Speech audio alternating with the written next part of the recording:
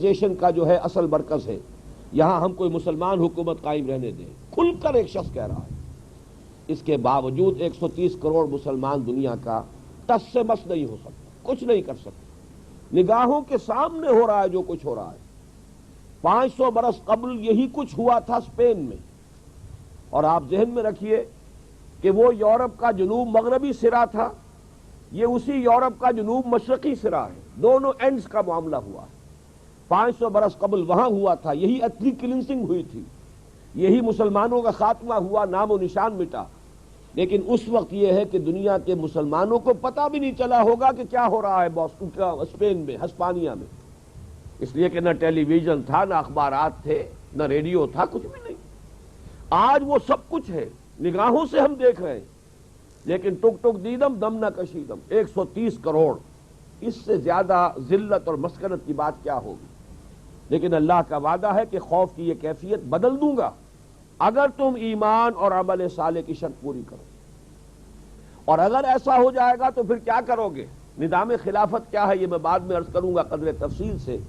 یعبدوننی لا یشرکون be شیئا، بس میری ہی بندگی کریں گے، جیسے نماز اور روزہ میرے لیے رکھیں گے اور پڑھیں گے، ایسے ہی قوانین بھی میرے ہی ہوں گے جنہیں نافذ کریں گے۔ ساری معاشی، سیاسی اور اقتصادی پالیسیز بھی میری ہوں گی کہ جن پر عمل کیا جائے گا۔ عبادت میں یہ سارے معاملات شامل ہیں۔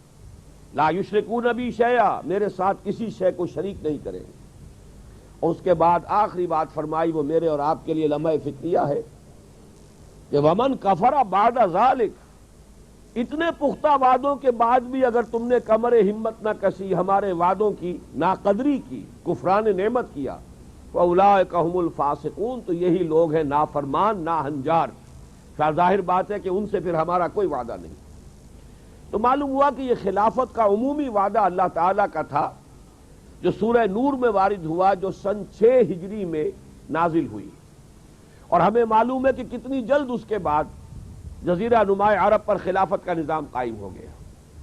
پھر وہ 23-24 برس کے اندر کہاں سے کہاں پہنچ گیا، شمالی افریقہ کا کتنا بڑا علاقہ، پورا مغربی ایشیا، یہاں تک کہ ترکستان کے علاقے تک بات جا پہنچی۔ ترکی کا بہت بڑا علاقہ حضرت عثمان رضی اللہ تعالیٰ عنہ کے عہد میں فتح ہو چکا تھا۔ گویا کہ ایک بہت وسیع و عریض رقبے پر وہ خلافت کا نظام قائم ہوا۔ اس کے بعد ہمارا زوال شروع ہوا، وہ میری اس وقت کی گفتگو کا موضوع نہیں ہے۔ لیکن دوسری بات جو خوشخبری کی ہے، جو میں سنانا چاہتا ہوں، وہ یہ ہے کہ حضور صلی اللہ علیہ وسلم کی ایک حدیث میں 5 ادوار کا تذکرہ ہے۔ آپ نے اپنے زمانے سے لے کر قیامت تک 5 ادوار گنوائے۔ وہ حدیث ہم نے بہت عام کی ہے، چھاپی ہے، ندائے خلافت میں چھاپی ہے، مختلف ذرائع سے اس کو عام کیا ہے، اس لیے کہ اس سے ہمارے سامنے امید کی ایک کرن آتی ہے۔ یہ نہایت مایوس کن حالات میں ظاہر بات ہے کہ انسان کی ہمت جو ہے وہ پست ہو جاتی ہے۔ جب ہمت پست ہو جائے تو جذبہ عمل جو ہے وہ بھی سرد ہو جاتا ہے۔ تو ضرورت ہوتی ہے کہ اس بے یقینی کی کیفیت میں، نا امیدی کی کیفیت میں، اگر کوئی امید افزا بات بھی سامنے لائی جا سکتی ہو تو لائی جائے۔ تو اسی لیے ہم نے اس حدیث کو بہت عام کیا۔ میں اس وقت پورا اس کا متن نہیں سناؤں گا، وقت بہت لگ جائے گا۔ وہ 5 ادوار کیا ہیں؟ پہلا دور نبوت، دوسرا دور خلافت علی منہاج النبوہ، نبوت ہی کے نقش قدم پر خلافت، تیسرا دور ظالم ملوکیت، بادشاہت، چوتھا دور مجبوری کی ملوکیت یعنی غلامی کا دور۔ پہلا دور وہ تھا کہ بادشاہ اور سلاطین مسلمان تو تھے، اس کے بعد وہ دور آیا کہیں 200 برس، کہیں 250 برس، کہیں 150 برس، کہ جس میں کہیں ہم انگریزوں کے غلام ہو گئے، کہیں ہم فرانسیسیوں کے غلام ہو گئے، کہیں ولندیزیوں کی حکومت قائم ہو گئی، کہیں اطالویوں کی حکومت قائم ہو گئی، جس کو آپ کہتے ہیں کولونائزیشن کا دور، ویسٹرن امپیریلزم کا دور۔ یہ مجبوری کی ملوکیت کا دور تھا۔ یہ 4 دور گزر چکے، اگرچہ چوتھا دور ابھی ختم نہیں ہوا ہے۔ براہ راست حکومت مغربی اقوام کی ختم ہوئی ہے، لیکن بالواسطہ حکومت انہی کی ہے۔ ابھی ریموٹ کنٹرول جو ہے اس کے ذریعے سے یہی اقوام ہمارے اوپر حکومت کر رہی ہیں، ہماری پالیسیز کو وہ کنٹرول کرتی ہے۔ ہم ان کے در پر بھکاری کی حیثیت سے جاتے ہیں۔ ہمارا نگران وزیر اعظم فوراً پہنچتا ہے امریکہ، اور سب سے پہلے یہ کہ کچھ وہاں سے کچھ امداد کی بھیک لانا جو ہے، یہ گویا کہ سب سے بڑی کامیابی ہے، یہی تو سب سے بڑی کریڈیبلٹی ہے۔ یہ در حقیقت اس صورتحال میں ان پر تنقید نہیں کر رہا، یہ ہماری کیفیت ہے، یہ تو ہماری اب جو بھی صورتحال ہے اس کا میں تذکرہ کر رہا ہوں۔ تو گویا کہ جو پیسہ دیتا ہے وہ پالیسی بھی منواتا ہے، کیسے ہو سکتا ہے کہ وہ اپنی پالیسی نہ بنوائے اور ہمارے اوپر اپنے احکام جاری نہ کرے؟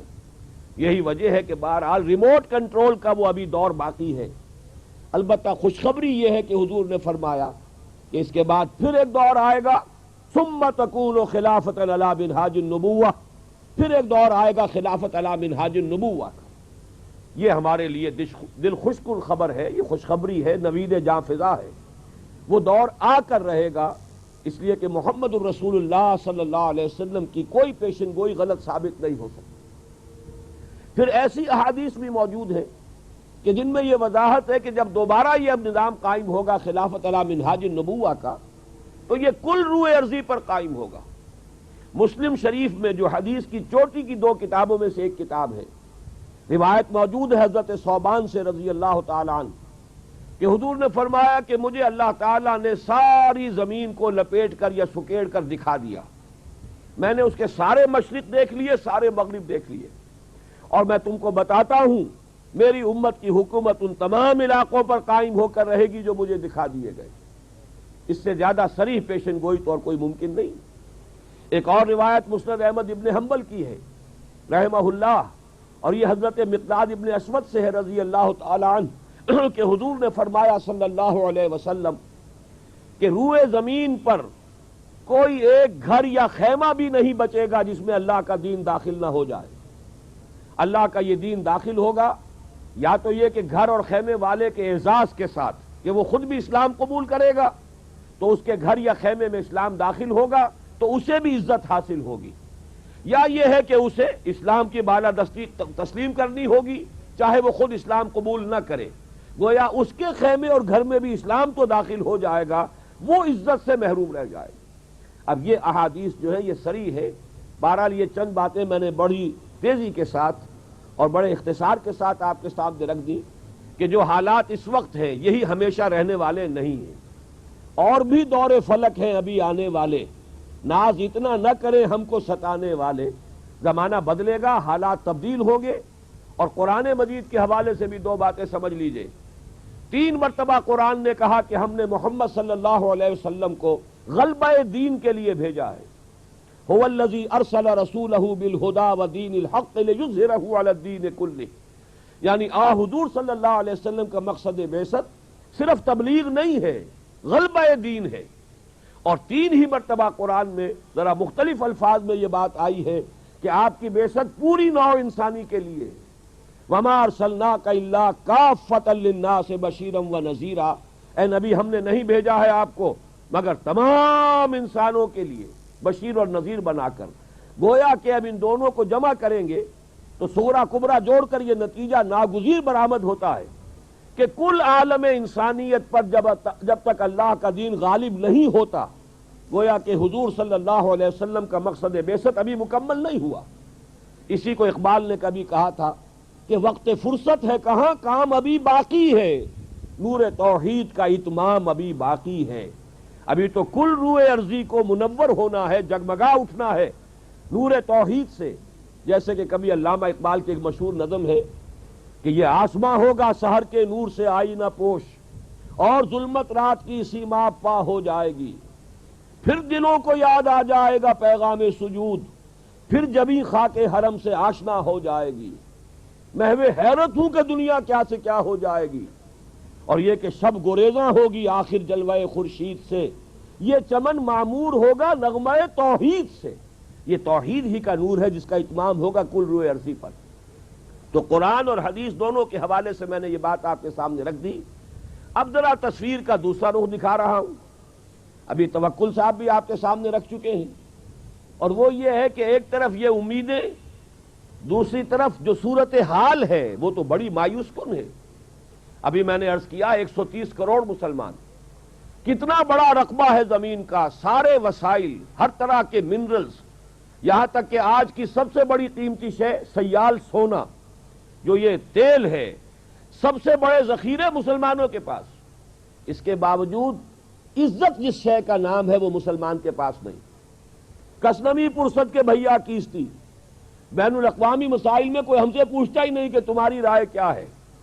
اپنی جگہ پر ہم شعر پڑھیں اقبال کا کہ خودی کو کر بلند اتنا کہ ہر تقدیر سے پہلے خدا بندے سے خود پوچھے بتا تیری رضا کیا ہے۔ ہمارا حال تو یہ ہے کہ امریکہ نہیں پوچھتا، ہمارے معاملات میں نہیں پوچھتا کہ تمہاری رائے کیا ہے۔ وہ G7 ہے، G3 ہے، G15 ہے، وہ دنیا کے معاملات تو وہ طے کرتے ہیں۔ یونائٹڈ نیشنز ہے تو وہ امریکہ کے گھڑے کی مچھلی ہے، اور امریکہ کے سر پر یہودی سوار ہے۔ بہرحال وہ حصہ میں اپنی گفتگو کا اس وقت نہیں چھیڑنا چاہتا، نوائے وقت میں میرے مضامین کا وہ سلسلہ جاری رہا ہے، اس سے پہلے میں یہاں بھی مسجد میں تقریر کر چکا ہوں۔ بہرحال اس وقت کے حالات بہت مایوس کن ہیں، بہت مایوس کن ہیں، بلکہ میں آپ کو بتانا چاہتا ہوں ابھی مزید مایوس کن حالات پیش آنے والے ہیں، اور کچھ روز فضاؤں سے لہو برسے گا۔ ابھی تو یہ جو ہمارے اندھیارے ہیں یہ اور گہرے ہوں گے، اس کی بھی پیشن گوئیاں موجود ہیں۔ گریٹر اسرائیل کے لیے کیا اسرائیل پیش قدمی نہیں کرے گا؟ کون ہے اس کو روکنے والا؟ اور ان کے ایمان کا، ان کے مذہب کا، اعتقاد کا یہ تقاضا ہے کہ وہ جو ٹیمپل آف سولومن ہے ان کے لیے تو جیسا ہمارے لیے کعبہ ہے، ایسے ہیکل سلیمانی، اس ہیکل سلیمانی کو تعمیر کرنا دوبارہ، یہ تو ان کے مقاصد میں سے ہے۔ گریٹر اسرائیل قائم کرنا ان کے ڈکلیئرڈ آبجیکٹیوز میں سے ہے، اور عربوں میں کون سی طاقت ہے کہ جو ان کا راستہ روک سکتی ہے؟ صرف لے دے کے ایک عراق تھا کہ جس کے کچھ ایٹمی دانت نکلنے کا اندیشہ تھا، ابھی نکلے نہیں تھے۔ ایک دفعہ ان کا ریئیکٹر جو ہے آ کر کس طور سے تباہ کر گئے تھے اسرائیلی، اور سعودی عرب کی ٹیریٹری پر سے ہو کر گئے تھے۔ حالانکہ اواکس موجود تھے، لیکن ظاہر بات ہے اواکس بھی امریکہ کے تھے، ان کے اوپر کام کرنے والے بھی امریکہ کے تھے۔ آ کے انہوں نے ان کے ریئیکٹر تباہ کیے اور چلے گئے۔ پھر اب جو کچھ ہوا ہے وہ آپ کے سامنے، اس میں جو حماقت ہے صدام حسین کی وہ اپنی جگہ، لیکن یہ کہ جال پھیلایا تھا گلاس پائی نے اور اس میں وہ بے وقوف پھنس گیا۔ لیکن نتیجہ کیا نکلا؟ یہ تو جو ان کا شوارٹز کرافٹ، جو ان کا آرمی چیف تھا، اس پوری فوج، پورے اس پروجیکٹ کا جو انچارج تھا، اس نے بعد میں کہہ دیا کہ ہم نے یہ جنگ اسرائیل کی حفاظت کے لیے لڑی۔ یہ چونکہ فوجی تھا اس لیے نکل جاتی ہے جس کے منہ سے سچی بات مستی میں، فقیہ مصلحت بھی سے وہ رندے بادہ خار اچھا، لہذا وہ فوجی جو ہے وہ اس حقیقت کو بک گیا۔ ورنہ یہ ہے کہ کوئی ڈپلومیٹ اور کوئی بھی جو ہے سیاستدان ایسی بات کبھی نہیں کہے گا، لیکن حقیقت وہی ہے جو اس کی زبان پر آ گئی۔ تو حالات تو خراب سے خراب تر ہوں گے، اور میں آپ کو ایک بات بتا دینا چاہتا ہوں، میں اس کا مرثیہ جتنا طویل کرنا چاہوں صبح ہو جائے گی، لیکن میں چاہتا ہوں اس نقطے کو یہیں چھوڑ کر اب ہم اس پر غور کریں کہ ایسا کیوں ہے آج کیوں ذلیل کے کل تک نہ تھی پسند گستاخی فرشتہ ہماری جناب نے۔ اور عام مسلمان کے ذہن میں سوال آتا ہے کہ ہم چاہے کیسے بھی ہیں، برے ہیں، ہمارے اعمال صحیح نہیں ہیں، ہم کلمہ گو تو ہیں، اللہ کو مانتے تو ہیں، محمد کے کلمہ گو تو ہیں، صلی اللہ علیہ وسلم نام لیوا تو ہے، ان کی محبت جو ہے وہ ہمارے سینے میں ہے موجود، قرآن کی تعظیم کرتے ہیں، آخرت کو مانتے ہیں، نمازیں پڑھتے ہیں، کروڑوں مسلمان ہیں جو نمازیں پڑھتے ہوں گے، 130 کروڑ میں سے آخر 30 کروڑ تو ہوں گے نماز پڑھنے والے، لیکن وہ جو ہیں وہ تو سب کے سب کافر، منکر، نہ اللہ کو مانے، نہ آخرت کو مانے، نہ رسالت کو مانے، نہ قرآن کو مانے۔ پھر کیا وجہ ہے کہ رحمتیں ہیں تیری اغیار کے کاشانوں پر اور برق گرتی ہے تو بیچارے مسلمانوں پر؟ اس موضوع پر الحمدللہ کہ میرے مضامین نوائے وقت میں چھپ چکے ہیں، اور اب چونکہ وہ تکمیل کو پہنچ گیا سلسلہ کتابی شکل میں بھی آ جائے گا۔ اللہ کا ایک قانون عذاب ہے، ایک قانون کے تحت ہوتا ہے جو کچھ ہوتا ہے، اللہ کا ضابطہ ہے۔ قرآن اس کے لیے لفظ سنت استعمال کرتا ہے، وَلَن تَجِدَ لِسُنَّتِ اللَّهِ تَبْدِيلًا وَلَن تَجِدَ لِسُنَّتِ اللَّهِ تَحْوِيلًا۔ اللہ کی سنت، اللہ کے قواعد و ضوابط میں کوئی تغیر نہیں ہوتا۔ اور وہ سنت کیا ہے؟ کافروں پر عذاب اس دنیا میں صرف اس صورت میں آتا تھا کہ کوئی رسول آئے اور ان میں اتمام حجت کر دے، پھر اگر وہ بحیثیت مجموعی وہ قوم رسول کا انکار کرے تو اس قوم کو ختم کر دیا جاتا تھا۔ جیسے کہ حضرت نوح، حضرت ہود، حضرت صالح، حضرت شعیب، حضرت لوط اور آل فرعون، ان کا تذکرہ قرآن مجید میں سمجھتا ہوں کم سے کم 10 مرتبہ آیا ہے۔ یہ میں بہرحال حساب کر کے تو نہیں کہہ رہا، میرا اندازہ ہے کہ 10 مرتبہ یقیناً ان 6 اقوام کا تذکرہ ہے۔ اور اس کے حوالے سے یہ قانون سمجھ لیجئے جس قوم کی طرف رسول بھیجا گیا اس قوم نے بحیثیت مجموعی رسول کی دعوت کو رد کر دیا، قوم ہلاک کر دی گئی۔ صرف رسول بچا لیے گئے اور ان کے ساتھی اہل ایمان بچا لیے گئے۔ اب ظاہر بات ہے کہ اب تو کوئی رسول آئیں گے نہیں، لہذا اس نوع کا عذاب کسی کافر قوم پر نہیں آئے گا قیامت تک، اس لیے کہ کافروں پر عذاب کے لیے یہی قاعدہ ہے۔ اب جو عذاب آئے گا ان پر جو عذاب ہے وہ آخرت کا عذاب ہے، اصل عذاب تو آخرت کا ہی ہے نا، اصل زندگی آخرت کی ابدی زندگی ہے۔ یہاں تو کیا ہے، قوم نوح ڈوب گئی، ختم ہو گئی، 2-4 ڈبکیاں دی ہوں گی، ہر آدمی نے جان نکل گئی، عذاب کیا آیا؟ اصل عذاب تو وہاں ہے جو آخرت کا ہوگا۔ دنیا میں عذاب آتا ہے مسلمانوں پر، مسلمان ہو کر تم اگر اسلام پر عمل نہیں کرتے، دعویٰ تمہارا اسلام کا ہو اور عمل تمہارا کافرانہ ہو، نام لو تم محمد کا صلی اللہ علیہ وسلم اور اتباع کرو تم محمد کے دشمنوں کا، دعویٰ کرو اللہ اور اس کے رسول کی وفاداری کا اور تمہاری دوستیاں ہوں اللہ اور اس کے رسول کے دشمنوں سے، تم کہو اللہ اور اس کے رسول کے احکام کو ہم مانتے ہیں اور سودی کاروبار کر کے اللہ اور اس کے رسول کے خلاف اعلان جنگ کیے رکھو۔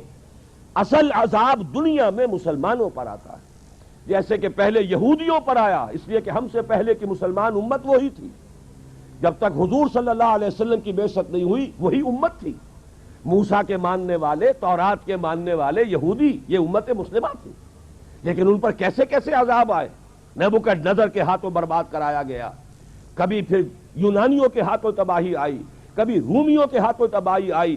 اس صدی میں بھی آپ نے دیکھا، اگر آپ بھولے نہ ہو کہ یہ صدی کے وسط میں ہٹلر کے ہاتھوں 60 لاکھ یہودی قتل ہوا ہے۔ یہ کون ہے؟ اللہ کو بھی مانتے ہیں، حضرت موسیٰ کو بھی مانتے ہیں، تورات کو بھی مانتے ہیں، وہ تو مدعی ہیں اللہ اور اس کے رسول کے ماننے والے، لیکن یہ کہ ان پر جو عذاب آئے وہ آپ کے سامنے ہے۔ اسی طرح کا عذاب ہم پر آ رہا ہے کہ تم نام لیتے ہو ہمارا اور عمل تمہارے خلاف ہے۔ لما تقولون ما لا تفعلون کبر مقتا عند اللہ ان تقولوا ما لا تفعلون، کیوں کہتے ہو جو کرتے نہیں ہو؟ اللہ کے غضب کو اور اللہ کے غیظ کو اور غصے کو بھڑکانے والی ہے یہ بات کہ تم کہو جو کرتے نہیں۔ یہ ہے اصل سبب، اصل مجرم ہم ہیں، ہم دوہرے مجرم ہیں۔ ان کا جرم ایک ہے، انہوں نے انکار کر دیا، چھٹی ہوئی۔ ہم ہیں کہ جو ہر روز کہتے ہیں ایاک نعبد و ایاک نستعین، اور پھر اس دن میں 50 مرتبہ اللہ کا حکم توڑ رہے ہیں۔ پوری زندگی ہماری گزر رہی ہے، 5 وقتہ نمازی زیادہ بڑا مجرم ہے اس وقت، اس لیے کہ وہ 23-24 مرتبہ 25 مرتبہ 27 مرتبہ دہراتا ہے ایاک نعبد و ایاک نستعین، اور پھر باہر نکل کر جو کام کرتا ہے وہ اس کے خلاف ہے۔ یہ ہے اصل میں سبب، اور یہ جان لیجئے جو عذاب ہم پر آ رہا ہے اللہ کا وہ اس وجہ سے آ رہا ہے۔ ہمارا کام تو یہ تھا کہ ہم دین کے علم بردار ہیں، دین کا ایک نظام دنیا کے سامنے پیش کریں۔ ابھی بڑا اچھا لفظ استعمال کیا ہے توکل صاحب نے، ماڈل دو نا، ایک انفرادی ماڈل ہوتا ہے۔ حضور صلی اللہ علیہ وسلم اپنی ذات میں ماڈل تھے، لقد کان لکم فی رسول اللہ اسوۃ حسنہ، لیکن حضور نے صرف ذاتی اور انفرادی ماڈل نہیں دیا، ایک اجتماعی ماڈل فراہم کر دیا، نظام قائم کر کے دکھا دیا۔ یہ ہے اللہ کا دین، یہ ہے اس کا سیاسی ڈھانچہ، یہ ہے اس کا معاشی ڈھانچہ، یہ ہے اس کی معاشرت، یہ ہے اس کی فیملی لاز، یہ ہے اس کے اندر تمام قوانین فوجداری اور دیوانی، یہ ہے یہاں پر قانون شہادت، یہ ہے سارا نظام۔ دیکھ لو، ٹھوک بجا کر دیکھ لو، یہ نظام ہے۔ جب تک وہ ماڈل مسلمان قائم نہیں کریں گے یہی عذاب کے کوڑے برستے رہیں گے، سخت سے سخت تر عذاب آئے گا۔ ہمارا حال کیا ہے؟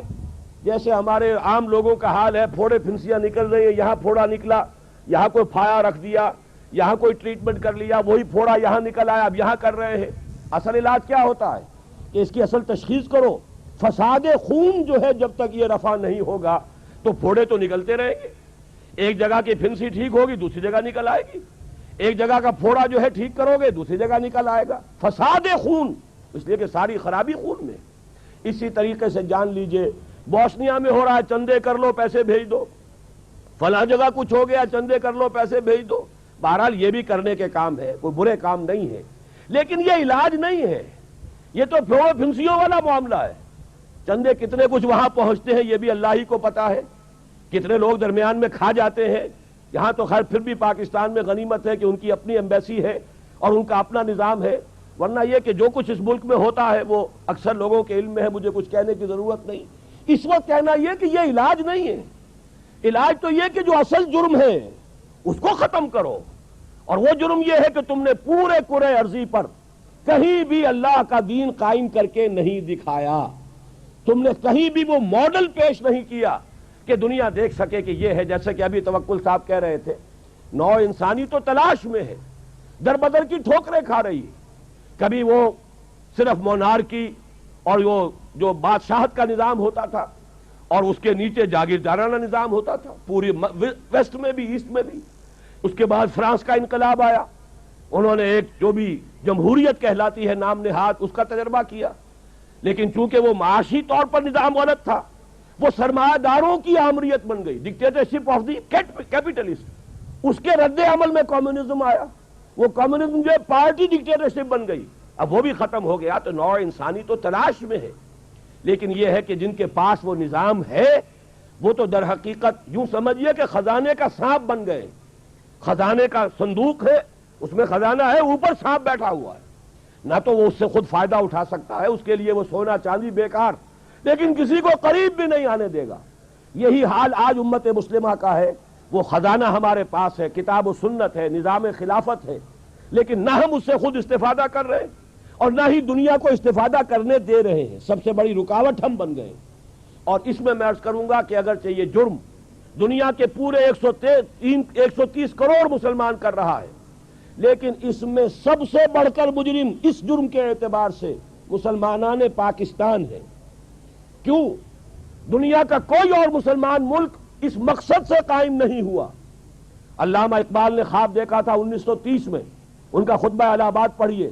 پاکستان اگر قائم ہو گیا، اگر ہندوستان کے شمال مغرب میں ایک آزاد مسلمان مملکت قائم ہو گئی، ہمیں ایک موقع مل جائے گا کہ اسلام کی تعلیمات پر جو پردے پڑ گئے تھے دور ملوکیت میں، ان پردوں کو ہٹا کر اسلام کی صحیح تعلیمات کا ایک نمونہ دنیا کے سامنے پیش کریں. اور یہی بات قائد اعظم کہتے رہے. یہ تو قائد کا شہر ہے، وہ یہاں دفن بھی ہے، شاید اسی میدان میں ان کی نماز جنازہ بھی ہوئی تھی. پاس ہی غالباً وہ پولو گراؤنڈ ہے. لیکن انہوں نے کیا کہا تھا؟ ہمیں پاکستان کیوں چاہیے؟ ہم پاکستان اس لیے چاہتے ہیں کہ عہد حاضر میں اسلام کے اصول حریت و اخوت و مساوات کا ایک عملی نمونہ دنیا کے سامنے پیش کر سکے. اور ہم نے جو کچھ نمونہ پیش کیا ہے آج تک، 47 برس ہو گئے قمری حساب سے. قمری حساب سے جو رمضان گزر چکا اس کی 27ویں شب کو 47 برس ہم پورے کر چکے اپنی قومی زندگی کے، اور اس کے بعد 4 مہینے اور گزر گئے. تو یوں سمجھیے کہ صورتحال بہت ہی ہمارے لیے خوفناک ہے. اللہ نے پہلے 25 برس کی مہلت دی تھی، ہم نے پہلے 25 برس میں خود کچھ نہیں کیا. عذاب الہی کا کوڑا ہماری پیٹھ پر برسا، ملک 2 لخت ہوا، اور 93,000 ہمارے آدمی اس ہندو کے قیدی بنے جس پر کہیں 1000 برس، کہیں 800 برس، کہیں 650 برس حکومت کی تھی مسلمان نے. 93,000 قیدی، ملک 2 لخت، عظیم ترین شکست. اور یہ پاکستان بھی بچا تھا جس کو کہتے ہوئے گئی ہے دنیا سے اندرا گاندھی، وہ جو پرو پاکستان ٹلٹ تھا نکسن ایڈمنسٹریشن کا، وہ پرو پاکستان ٹلٹ کا مرثیہ کہتے ہوئے گئی ہے. اگر نکسن کا براہ راست ہاٹ لائن پر کوسی جن کو یہ یوں نہ کہ سمجھیے کہ الٹیمیٹم نہ ہوتا کہ ویسٹ پاکستان سے ہینڈز آف ویسٹ پاکستان، اور پھر اس کا حکم نہ ہوتا اندرا گاندھی کو، تو یہ یونیلیٹرل سیز فائر نہ ہوتا تو یہ بھی گیا تھا. آپ کی کماڑی پر آ کر تو آپ کے جہاز مار گئے تھے. ایئر فورس ہماری بالکل مفلوج ہو چکی تھی. ہمارے گراؤنڈ ڈیفنسز 2 جگہ سے ٹوٹ چکے تھے، پنجاب میں شکر گڑھ کے علاقے میں اور یہاں راجستھان کے علاقے میں. تھا کیا ہمارے پاس؟ مورال ہمارا پاتال میں آ گیا تھا، بھارت کا مورال آسمان پر تھا، جبکہ اس نے پاکستان کو 2 لخت کرا دیا. تو میں یہ سمجھتا ہوں کہ اب اگلے 25 برس جو ہے پورے ہونے والے ہیں. 2 برس 8 مہینے کی مہلت ہے. اگلا 25 برس کے بعد کون سا عذاب ہم پر آئے گا میں نہیں کہہ سکتا. ابھی پرسوں جو میرا مضمون چھپے گا پڑھ لیجئے گا اس کو، اگرچہ پچھلے جمعے میں بھی آ چکا ہے. اس کی دوسری قسط یہ ہے کہ میں نے اس میں نقشہ کھینچ لیا ہے کہ اس کا عین امکان موجود ہے کہ پاکستان کا نام و نشان مٹ جائے اس روئے ارضی سے. اس صدی میں آپ کو معلوم ہے سوویت یونین کا نام و نشان نقشے سے ختم ہو چکا. یہ تو چونکہ ابھی ریسنٹ بات ہے، سب کو یاد ہے. اس صدی میں پہلے گریٹ اوٹومان امپائر، عظیم سلطنت عثمانیہ، وہ سوویت یونین سے بھی بڑی تھی. سوویت یونین کا تو رقبہ بڑا ہے، اس کی نہ اتنی آبادی ہے، نہ اس کا علاقہ جو ہے زرخیز اتنا. وہ تو ٹینڈرا کے میدان جو ہے ان کی وجہ سے آپ کو رقبہ نظر آتا ہے۔ گریٹ آٹومان امپائر، یہ پورا ابھی جو یوگوسلاویہ کہہ رہے تھے، یوگوسلاویہ کیا، پورا ایسٹ یورپ جو ہے یہ ان کے زیر نگین تھا، اور پورا شمالی افریقہ، پورا ویسٹ ایشیا، 3 بر اعظموں پر پھیلی ہوئی ایک عظیم مملکت، اور نام و نشان ختم ہو گیا، ترکی نام کا چھوٹا سا ملک رہ گیا۔ اسی طریقے سے یہ بالکل ہو جانے والی بات ہے، نہ سمجھیے گا جو ہسپانیہ میں ہوا تھا اور جو اب بوسنیا میں ہو رہا ہے وہ یہاں نہیں ہو سکتا، اس لیے کہ بھارت کے ہندو کا یہ ڈکلیئرڈ آبجیکٹو ہے کہ اس زمین کو پاک کرنا ہے، یہ نجس ہیں، یہ ملچ ہیں مسلمان، اور ان کو یہاں سے ختم کر کے دم لینا ہے۔ دیو رس کا ابھی ایک سرکولر شائع ہو چکا ہے، تمام ہندو سماجی سیاسی تنظیموں کو اس نے یہ لیٹر بھیجا ہے، سرکولر بھیجا ہے کہ اب وقت آ گیا ہے کہ ہم کمر کس لیں کہ بھارت کی پاک سرزمین کو مسلمانوں کی نجاست سے ہمیں پاک کرنا ہے۔ اور میں آپ کو یقین دلاتا ہوں کچھ تھوڑا سا رد عمل پاکستان اور بنگلہ دیش میں تو ہوگا، باقی پوری مسلم ورلڈ میں کوئی رد عمل نہیں ہوگا، میں گارنٹی، آئی اسٹینڈ گارنٹی، کہیں سے کوئی رد عمل نہیں ہوگا، اس لیے کہ ایودھیا کی مسجد پہ انہوں نے دیکھ لیا، ہم نے بھی جو رد عمل کیا ہے وہ کوئی صحیح رد عمل تو نہیں تھا، ہم نے مندر گرا دیا، کیا کیا، کیا حاصل ہوا، بدنامی دنیا میں مول لے لی، دینی اعتبار سے بھی غلط اور دنیاوی اعتبار سے بھی غلط، فائدہ کچھ نہیں، نقصان ہی نقصان۔ لیکن یہ کہ بنگلہ دیش میں ہو گیا، پاکستان میں ہو گیا، باقی پوری دنیا میں کسی نے یہ بھی نہیں کہا کہ یہ دوبارہ مسجد بن جانی چاہیے ورنہ ہم اپنے تجارتی تعلقات ختم کر لیں گے۔ سفارتی تو بہت دور کی بات ہے، کوئی الٹیمیٹم وار تو بہت دور کی بات ہے، تجارتی تعلقات ختم کرنے کی بھی کسی ایک مسلمان ملک نے دھمکی نہیں دی۔ تو انہوں نے نبض دیکھ لی ہے کہ غیرت نام تھا جس کا گئی تیمور کے گھر سے، اور اگر بھارت میں یہ کچھ ہو گیا تو آپ یہ جان لیجئے بھارت کے جو عزائم ہیں، میں نے یہ چیزیں لکھی ہیں، پچھلی جمعے کو چھپ چکی ہیں، بھارت کے عزائم صرف بھارت تک نہیں ہیں، پراچین بھارت جس کے احیاء کا وہ خواب دیکھ رہے ہیں، اس میں افغانستان سے لے کر انڈونیشیا تک یہ تو ان کا ٹیریٹوریل کلیم ہے، جیسے گریٹر اسرائیل کا کلیم آپ کو معلوم ہے، پورا عراق، پورا شام، ترکی کا خاصا بڑا چنک، سعودی عرب کا شمالی حصہ مدینے سمیت، اور مصر کا بہت بڑا حصہ، اس کا سارا فرٹائل ایریا، ڈیلٹا کا جو ایریا ہے دریائے نیل کا پورا جشن کا علاقہ، جہاں پہ کہ حضرت یوسف علیہ السلام کے زمانے میں یہودی جا کر آباد ہوئے تھے، یہ پورا ان کا گریٹر اسرائیل ہے۔ اور جو گریٹر انڈیا ہے، مہابھارت افغانستان سمیت، افغانستان سے شروع ہو کر اور انڈونیشیا، یہ تو انڈیا اس کے نام کا جز ہے، اس اعتبار سے یہ تو ٹیریٹوریل ایسپیریشنز ہیں۔ جہاں تک ان کا تجارتی اور معاشی دباؤ ہے، وہ ایران اور عرب کو بھی اپنا حصہ سمجھتے ہیں، زون آف انفلوئنس سمجھتے ہیں، اور یہ زون آف انفلوئنس اب تقسیم ہوگا اسرائیل میں اور بھارت کے درمیان۔ ان کا گٹھ جوڑ جس تیزی سے بڑھ رہا ہے وہ آپ کے علم میں ہے، اور جس طریقے سے اسرائیل کا ابھی بیان آ گیا وزیر اعظم کا اسحاق رابین کا کہ یہ جو ہے کشمیر کا جہاد بھی ہو سکتا ہے کامیاب ہو جائے، وقت پر اب اپنی ہمت جو ہے اس کو پورے طریقے سے کمر ہمت کس لو، اور مسلم فنڈامنٹلزم کو ختم کرنے کے لیے ہم سب کو جو ہے we should join hands to finish up with this Muslim fundamentalism. یہ سب کچھ ہو رہا ہے، یہ حالات ہیں، تو میں آپ سے عرض کر دینا چاہتا ہوں ان حالات میں کوئی تبدیلی نہیں آ سکتی، بات صحیح کہی ہے، اور یہی میرا موقف بھی رہا ہے۔ الیکشن یہاں ہوتے رہنے چاہیے، اس سے بھڑاس نکل جاتی ہے، الیکشن سے اسلام یہاں نہیں آ سکتا، یہ میرے اور توکل صاحب کے درمیان اختلاف ہے، اور یہ بڑی بات ہے، انہیں معلوم ہے میری رائے کیا ہے، انہوں نے مجھے پھر بھی دعوت دی ہے، میری میزبانی کر رہے ہیں، یہ ان کا حوصلہ ہے، ورنہ یہ کہ میں یقین کے ساتھ کہتا ہوں کہ الیکشن یہاں ہونے چاہیے، لیکن الیکشن سے اسلام نہیں آ سکتا، اس لیے کہ اگر تو اسلام سے مراد ہے نظام، تو نظام کبھی الیکشن سے بدلتا ہی نہیں، الیکشن سے تو کوئی نظام جو قائم ہے اسے چلایا جا سکتا ہے۔ تو میں ہمیشہ سے قائل رہا ہوں، اور اب بھی میں اس جمعے میں انشاءاللہ پرسوں تقریر تفصیل سے کروں گا، جو میری پچھلی تقریر تھی وہ شاید میثاق میں چھپ چکی ہے، آپ کے علم میں آئی ہو، ورنہ تازہ میثاق دیکھ لیجئے گا، پچھلا میثاق جو تھا، میں ہمیشہ سے اس کا قائل رہا کہ الیکشن ہوتے رہنے چاہیے، لیکن جو اصل ہے اس ملک کے لیے استحکام وہ اسلام سے ہوگا، اور اسلام سے مراد اسلام کا نظام خلافت، وہ مکمل پولیٹیکو سوشو اکنامک سسٹم جو دور خلافت راشدہ میں قائم رہا تھا، وہ اسلام اگر آئے گا تو پاکستان نہ صرف خود مستحکم ہوگا بلکہ دنیا میں عالمی نظام خلافت کا نقطہ آغاز بن جائے گا، یہیں سے اسلام کا احیاء ہوگا۔ لیکن اگر یہاں یہ نہیں ہوا تو الیکشن سے یہ ملک زیادہ دیر چلنے والا نہیں ہے۔ میں الیکشن کو کہا کرتا ہوں کہ جیسے کسی کو 106 بخار ہو جائے تو ظاہر بات ہے اب ڈائیگنوسس پر وقت ضائع نہیں کیا جاتا، بھائی کوئی دوا دو، اس کو کوئی پٹیاں لگاؤ، کوئی برف کا پانی دو، کچھ اور کرو، اب اس کا بخار کم کرو۔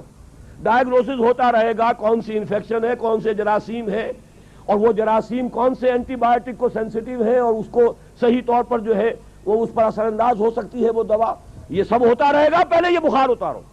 تو یہ زیادہ سے زیادہ بخار اتارنے، بحران ختم کرنے والی بات ہے، اس سے یقیناً ہماری سیاست کی گاڑی کچھ بہتر ہو جائے گی انشاءاللہ۔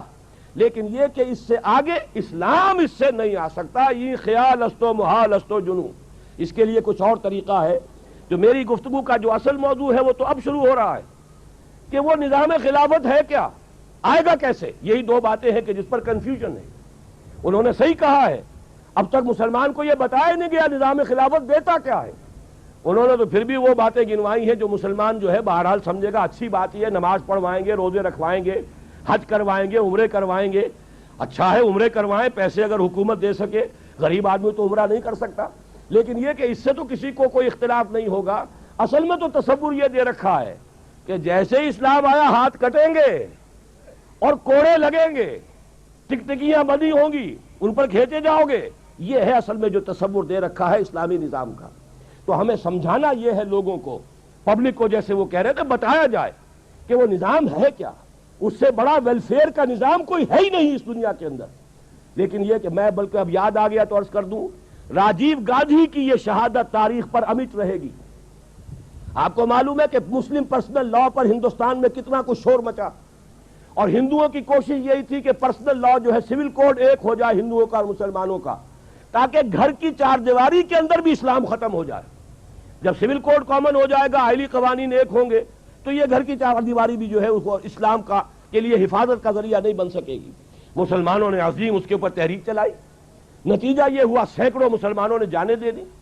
اس کے نتیجے میں راجیو گاندھی کو ایک قانون منظور کرانا پڑا کہ ہندوستان کی کوئی عدالت مسلمانوں کے پرسنل لا میں دخل نہیں دے سکتی، اور جس وقت یہ قانون اس نے پاس کرایا ہے، لوک سبھا کی اس کی تقریر ہے، یہاں بھی آپ کو مل جائے گی، مولانا سید ابو الحسن الندوی مدہ ذلہ کی کتاب ہے، یادوں کے چراغ غالباً اس کا نام ہے۔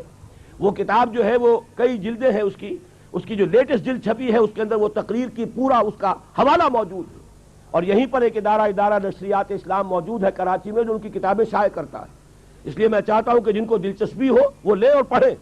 اور کہا راجیو گاندھی نے کہ میں نے تو مطالعہ نہیں کیا تھا اس سے پہلے اسلام کا، اب میں نے مطالعہ کیا ہے مسلم پرسنل لا کا، میں ڈنکے کی چوٹ کہتا ہوں کہ جو حقوق عورتوں کو اسلام نے دیے ہیں دنیا میں کسی اور مذہب نے دیے نہ کسی اور تہذیب نے دیے۔ یہ قول ہے اس کا کہ جو اس نے کہا ہے کہ، اور وہ یہ تاریخ کا حصہ بن گیا ہے۔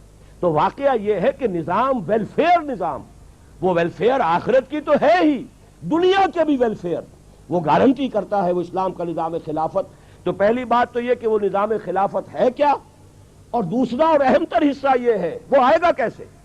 اس کے ضمن میں اب میں سب سے پہلے تو ایک اصولی بات کہہ دینا چاہتا ہوں، وہ اصولی بات اگر سامنے ہوگی تو بات سمجھنی آسان ہو جائے گی۔ اصولی بات یہ ہے کہ نظام خلافت وہی ہوگا جو اس وقت 30 برس قائم رہا، البتہ جو بھی زمانے کا فرق واقع ہوا ہے، 1400 برس بیت چکے ہیں، لہذا اس عرصے میں جہاں جہاں بھی اس کے اندر ضرورت ہوگی کسی اضافے کی، کسی اجتہاد کی، وہ اجتہاد کیا جائے گا، لیکن وہاں جہاں پر ضرورت ہو بالفعل ثابت کیا جا سکے کہ اس اعتبار سے حالات بدل گئے تو اجتہاد کی ضرورت ہے۔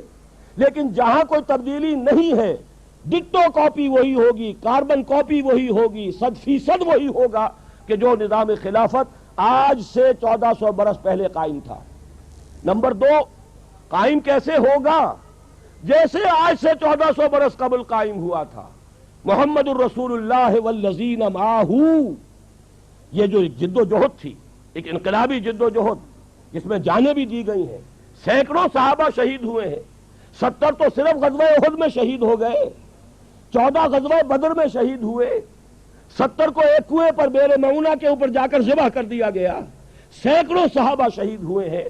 اس جد و جہد کو سمجھنا ہوگا، وہ جد و جہد کیا تھی، اس کے سٹیپس کون سے تھے، پہلے کیا تھا، پھر کیا تھا، پھر کیا تھا، کیا وجہ ہے کہ 12 برس تک تو حکم یہ تھا کہ چاہے تمہاری بوٹیاں اڑا دیں، ٹکڑے کر دیں، تم ہاتھ نہیں اٹھاؤ گے، اور اس کے بعد حکم ہو گیا اب جنگ کرو، مقابلہ کرو، میدان میں آؤ، وَاقْتُلُوهُمْ حَيْثُ ثَقِفْتُمُوهُمْ، اپنے دشمنوں کو قتل کرو جہاں بھی پاؤ، وَأَخْرَجُوهُمْ مِنْ حَيْثُ أَخْرَجُوكُمْ، نکالا انہیں وہاں سے جہاں سے انہوں نے تمہیں نکالا ہے۔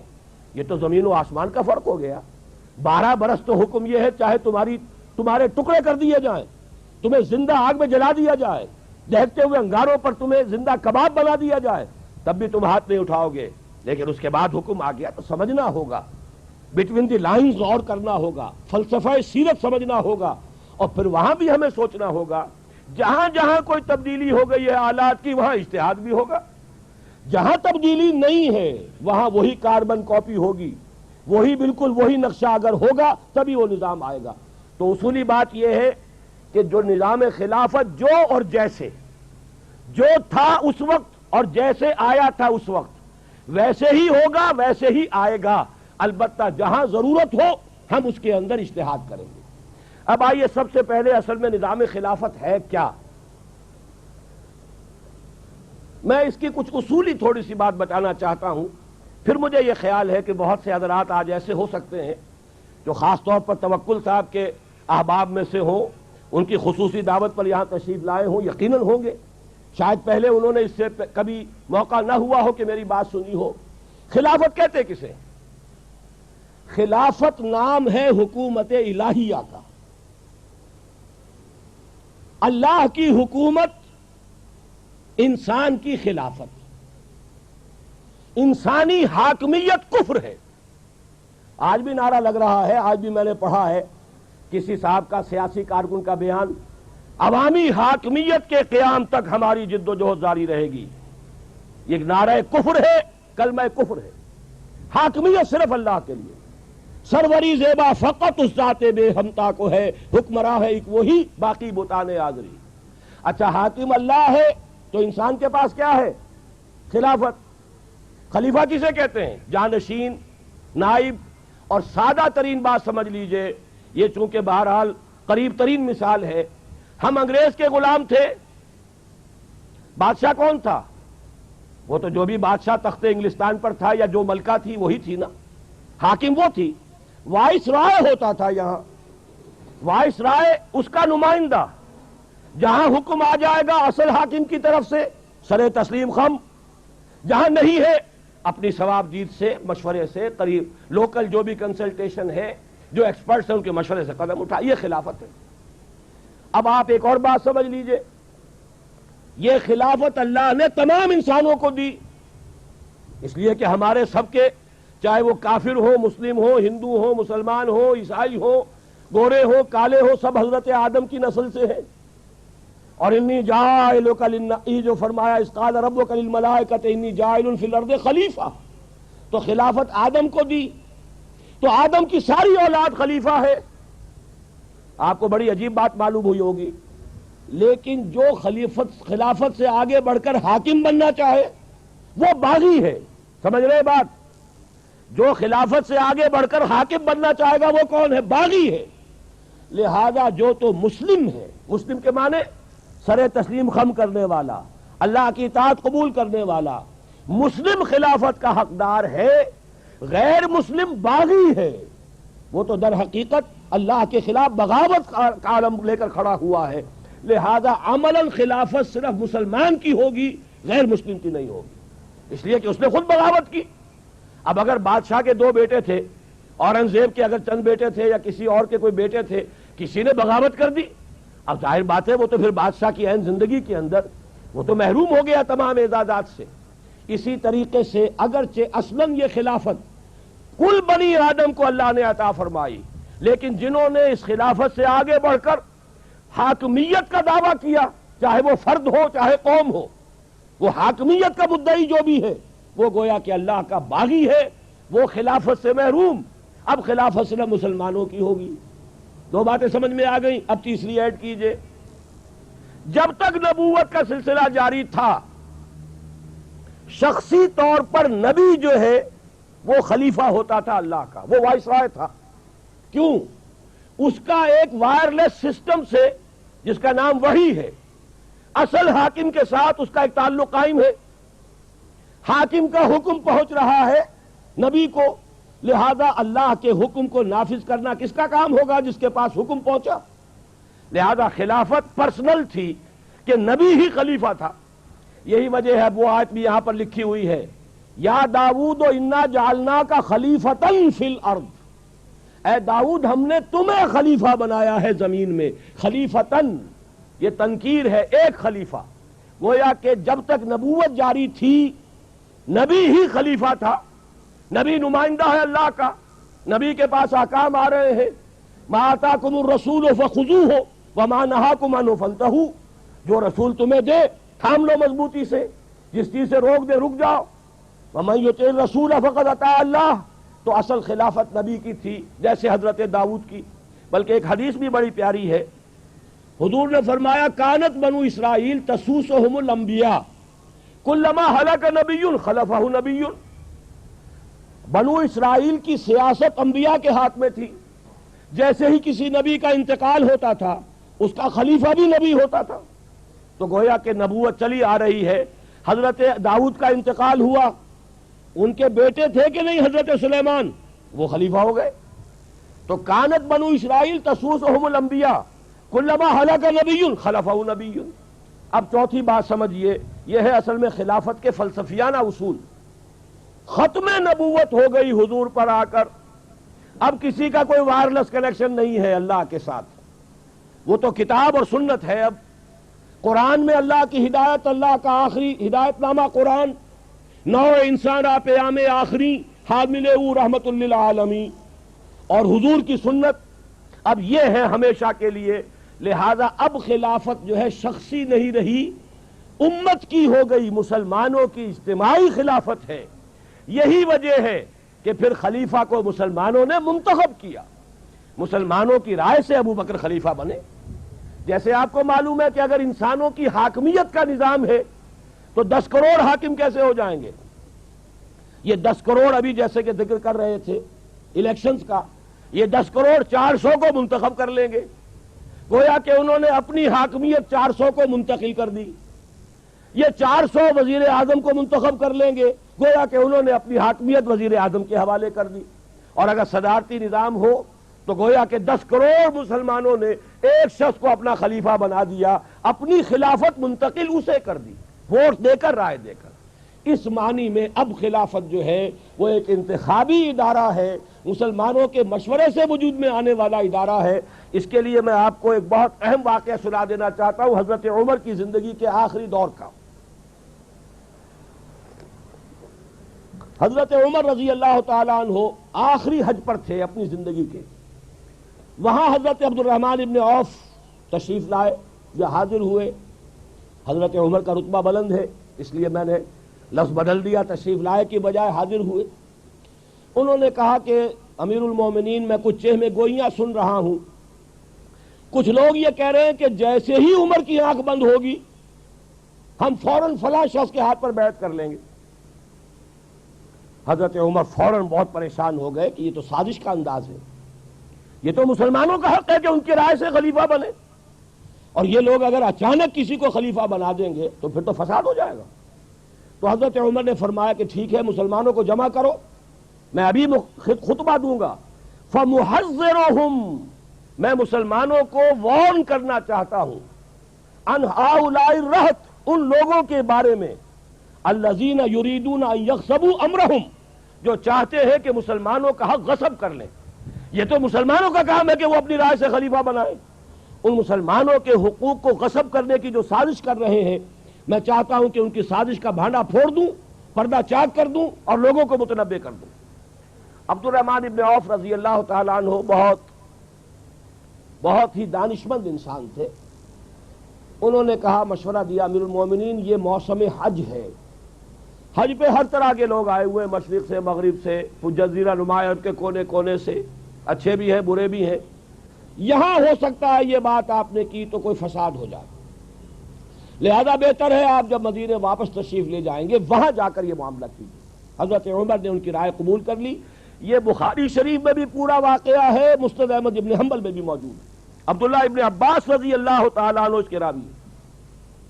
مدینے جا کر پہلا کام آپ نے یہ کیا، مسلمانوں کو جمع کیا اور وہاں خطبہ دیا، اور خطبے میں الفاظ یہ ہیں: من بایا خلیفتن عن غیر مشورت المسلمین فلا بیعت لہ۔ سن لو یہ میری بات، مسلمانوں کے مشورے کے بغیر اگر کسی نے کسی امیر اور خلیفہ کی بیعت کی تو اس کی کوئی بیعت نہیں۔ معلوم ہوا کہ اب جو ہے خلافت وہ در حقیقت شخصی نہیں رہی بلکہ اجتماعی ہے، یہ مسلمانوں کی خلافت ہے۔ اس کا آج کے دور میں اب نظام کیا بنے گا؟ نمبر ایک، تمام مسلمان ووٹ دیں گے، مرد اور عورتیں سب خلیفہ کو منتخب کریں گے۔ یہ صحیح بات کہی ہے توکل صاحب نے، اور یہ بات میں کھل کر کہتا رہا ہوں کہ اصل میں صدارتی نظام قریب تر ہے نظام خلافت کے، اور معقول تر نظام ہے۔ یہ پارلیمانی نظام تو ہم در حقیقت انگریز کی ایک وراثت کے طور پر لے کر چل رہے ہیں، جیسے کیپ ٹو دی لیفٹ یہ انگریز کی چال ہے، اور وہ بے ڈھنگی ہم بھی چل رہے ہیں۔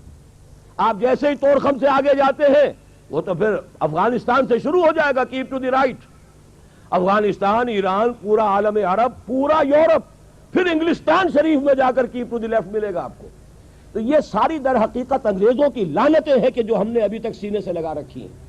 اگر یہاں شاید وہ 4 ورقہ تقسیم ہو، میں نے وہاں 8 چیزیں گنوا دی ہیں کہ انگریز کے دور کی ہر شے کو ہم نے سینے سے لگا کے رکھا ہوا ہے۔ انہی میں سے ایک لعنت یہ پارلیمانی نظام کی ہے۔ اس قدر غیر معقول نظام ہے، یہ اصل میں شرک ہے۔ یہ بھی اقتدار میں 2 اشخاص کو آپ نے شریک کر دیا۔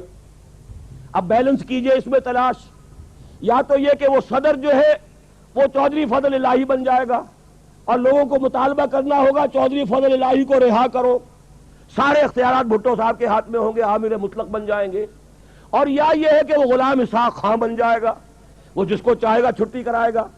کوئی ممکن ہی نہیں، کوئی ایکویشن ممکن نہیں۔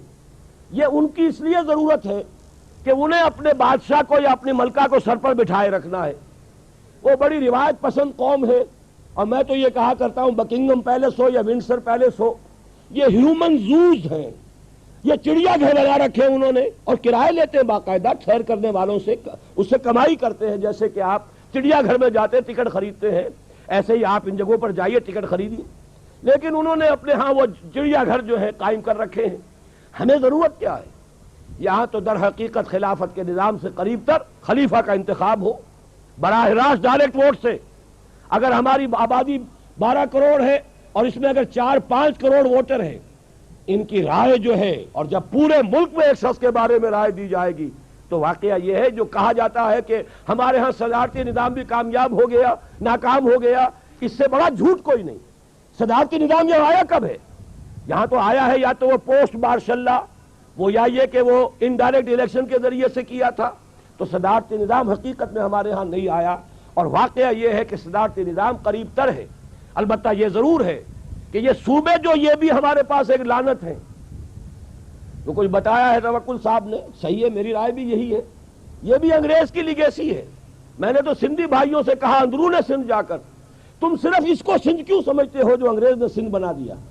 یہ تو ملتان تک سندھ ہے، سندھ و ہند، یہ سارا علاقہ جو ہے اس وقت پاکستان، مغربی پاکستان، اس کا کم سے کم آدھا حصہ سندھ ہے۔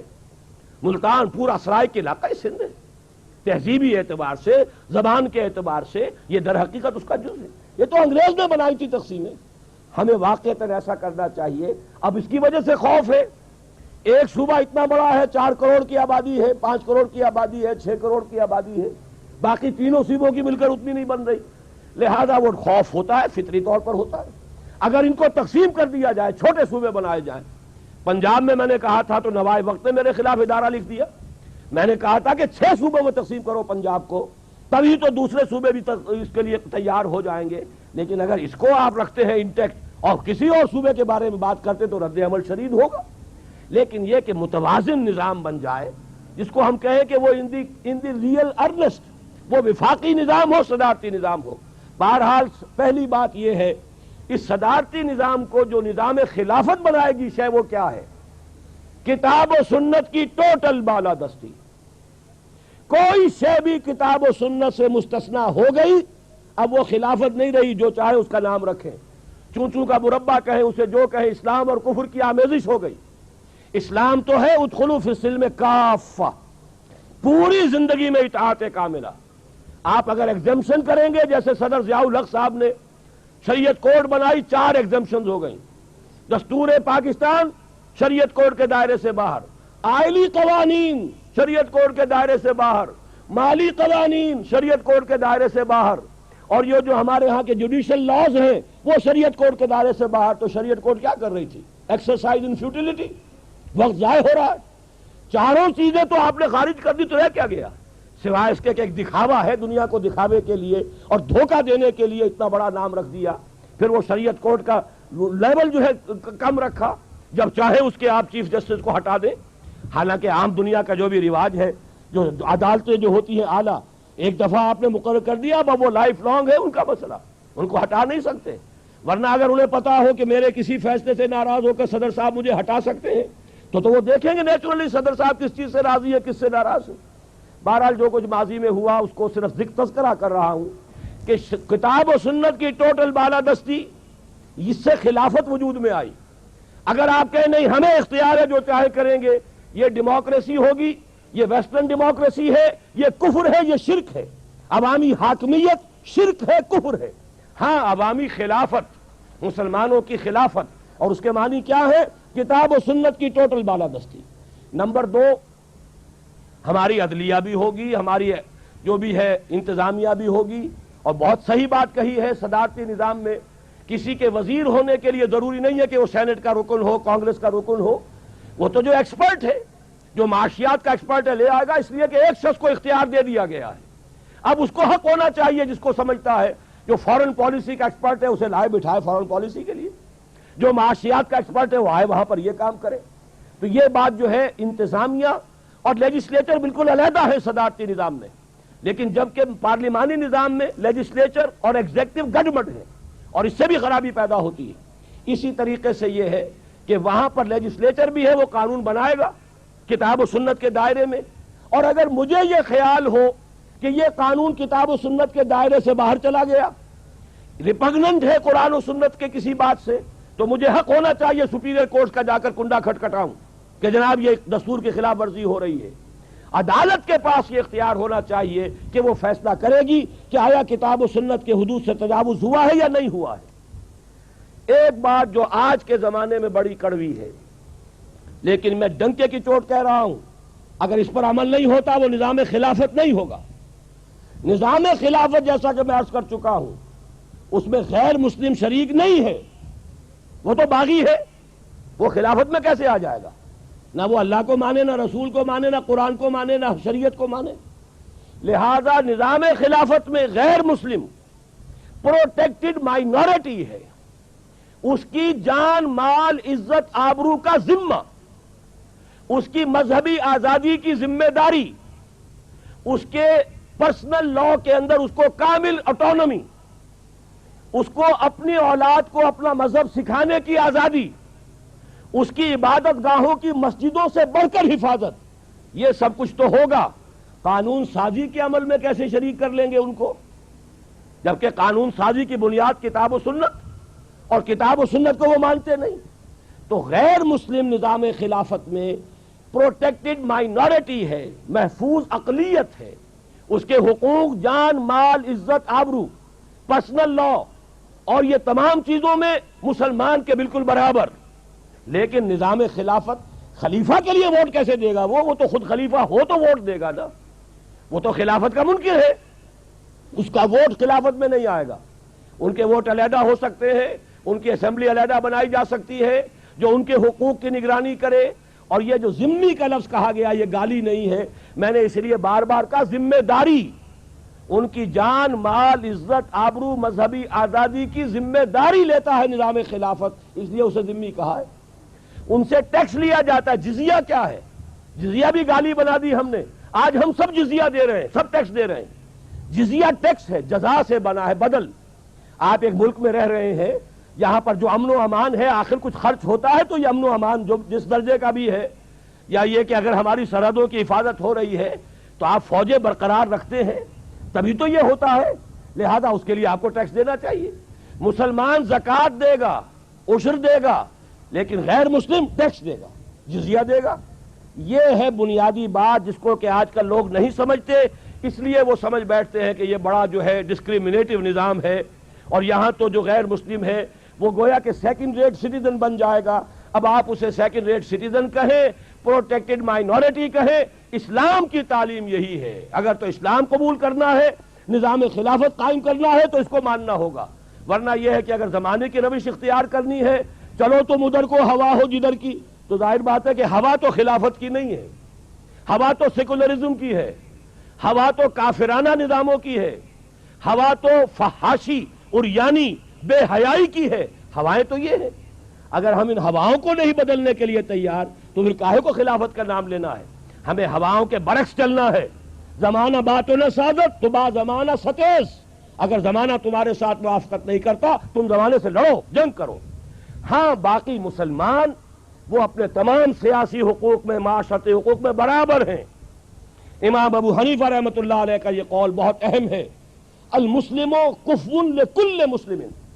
تمام مسلمانوں کے قانونی حقوق برابر ہیں. یہ بھی مغالطہ چونکہ اس لیے بیان کر رہا ہوں، مغالطہ یہ ہے کہ شاید متقی کا ووٹ ہونا چاہیے، فاسق مسلمان کا ووٹ تو نہیں ہونا چاہیے. شاید مسجدوں کے اندر حاضری لگا کرے گی، 5 وقتہ نماز کا سرٹیفکیٹ لاؤ گے تو ووٹ دو گے، اور 5 وقتہ نماز کا سرٹیفکیٹ مولوی صاحب نے نہیں دیا تو ووٹ نہیں بنے گا. یہ بڑے مغالطے ہیں ذہنوں میں.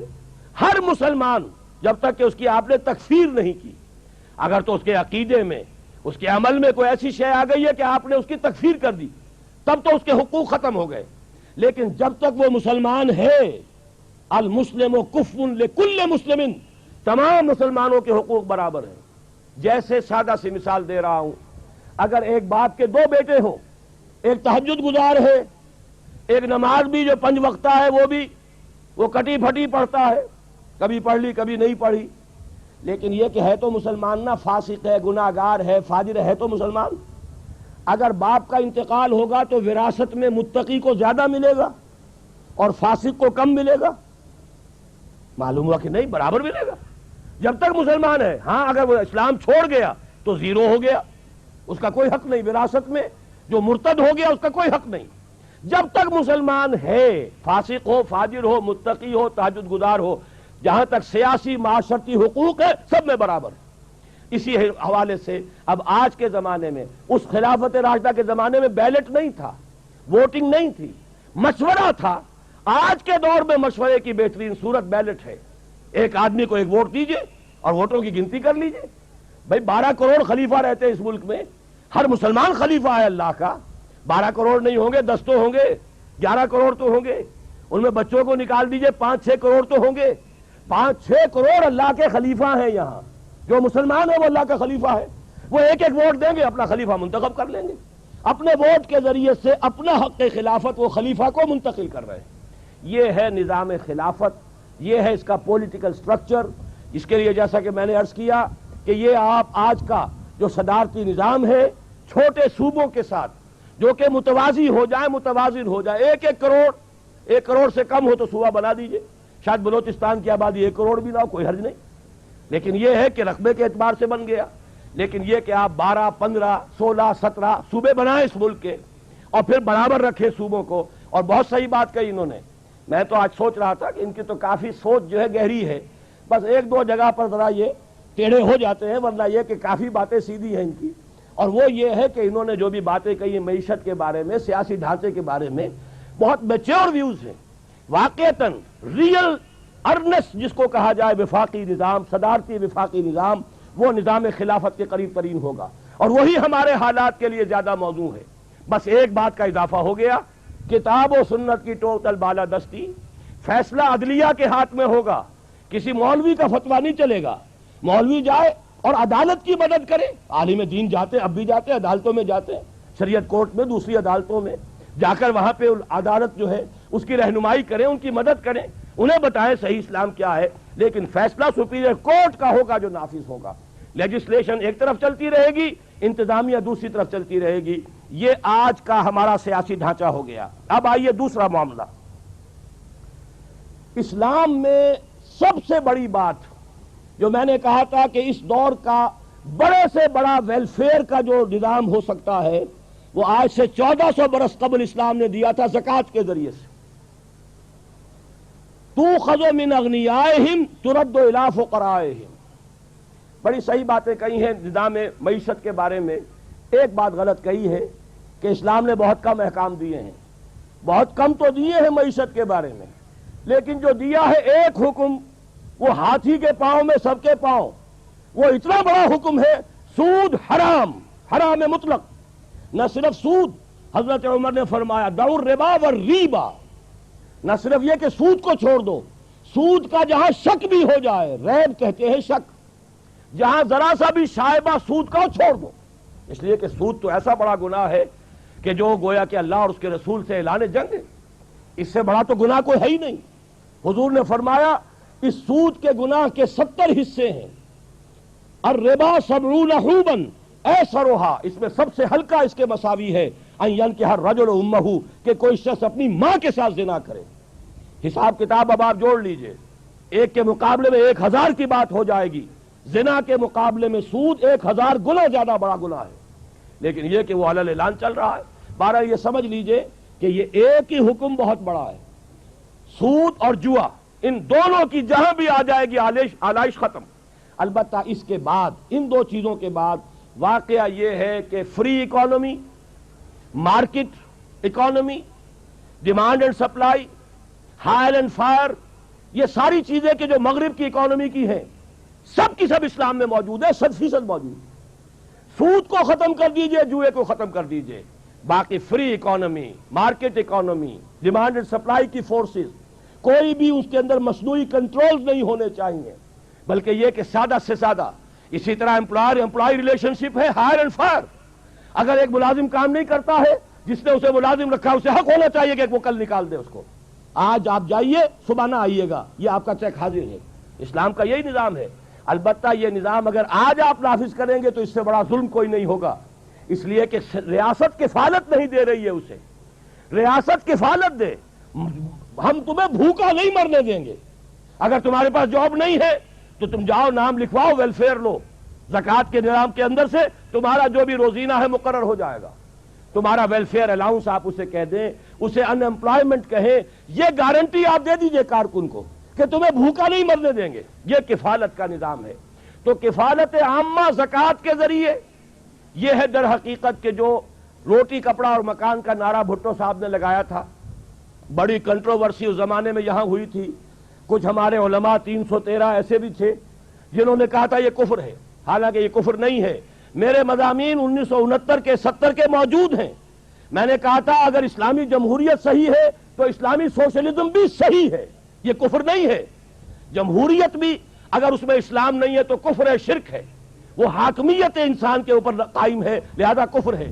لیکن اگر کتاب و سنت کے تابع ہو جائے تو گویا کہ وہی کافر مسلمان ہو گیا.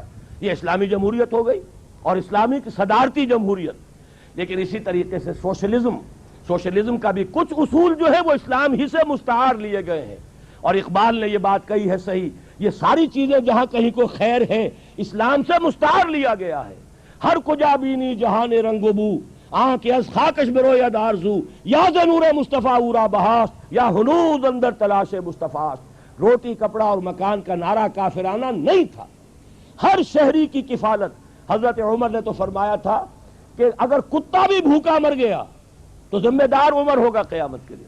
آپ اندازہ کیجئے اس سے بڑا ویلفیئر کا نظام کون سا ہوگا. لیکن زکوٰۃ ہو ان دی رائٹ ارنسٹ.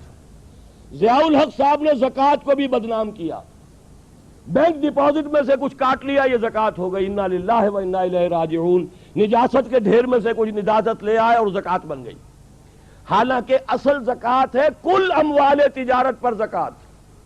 تمہاری دکان میں 5 لاکھ کا مال ہے، 2.5% دے دو.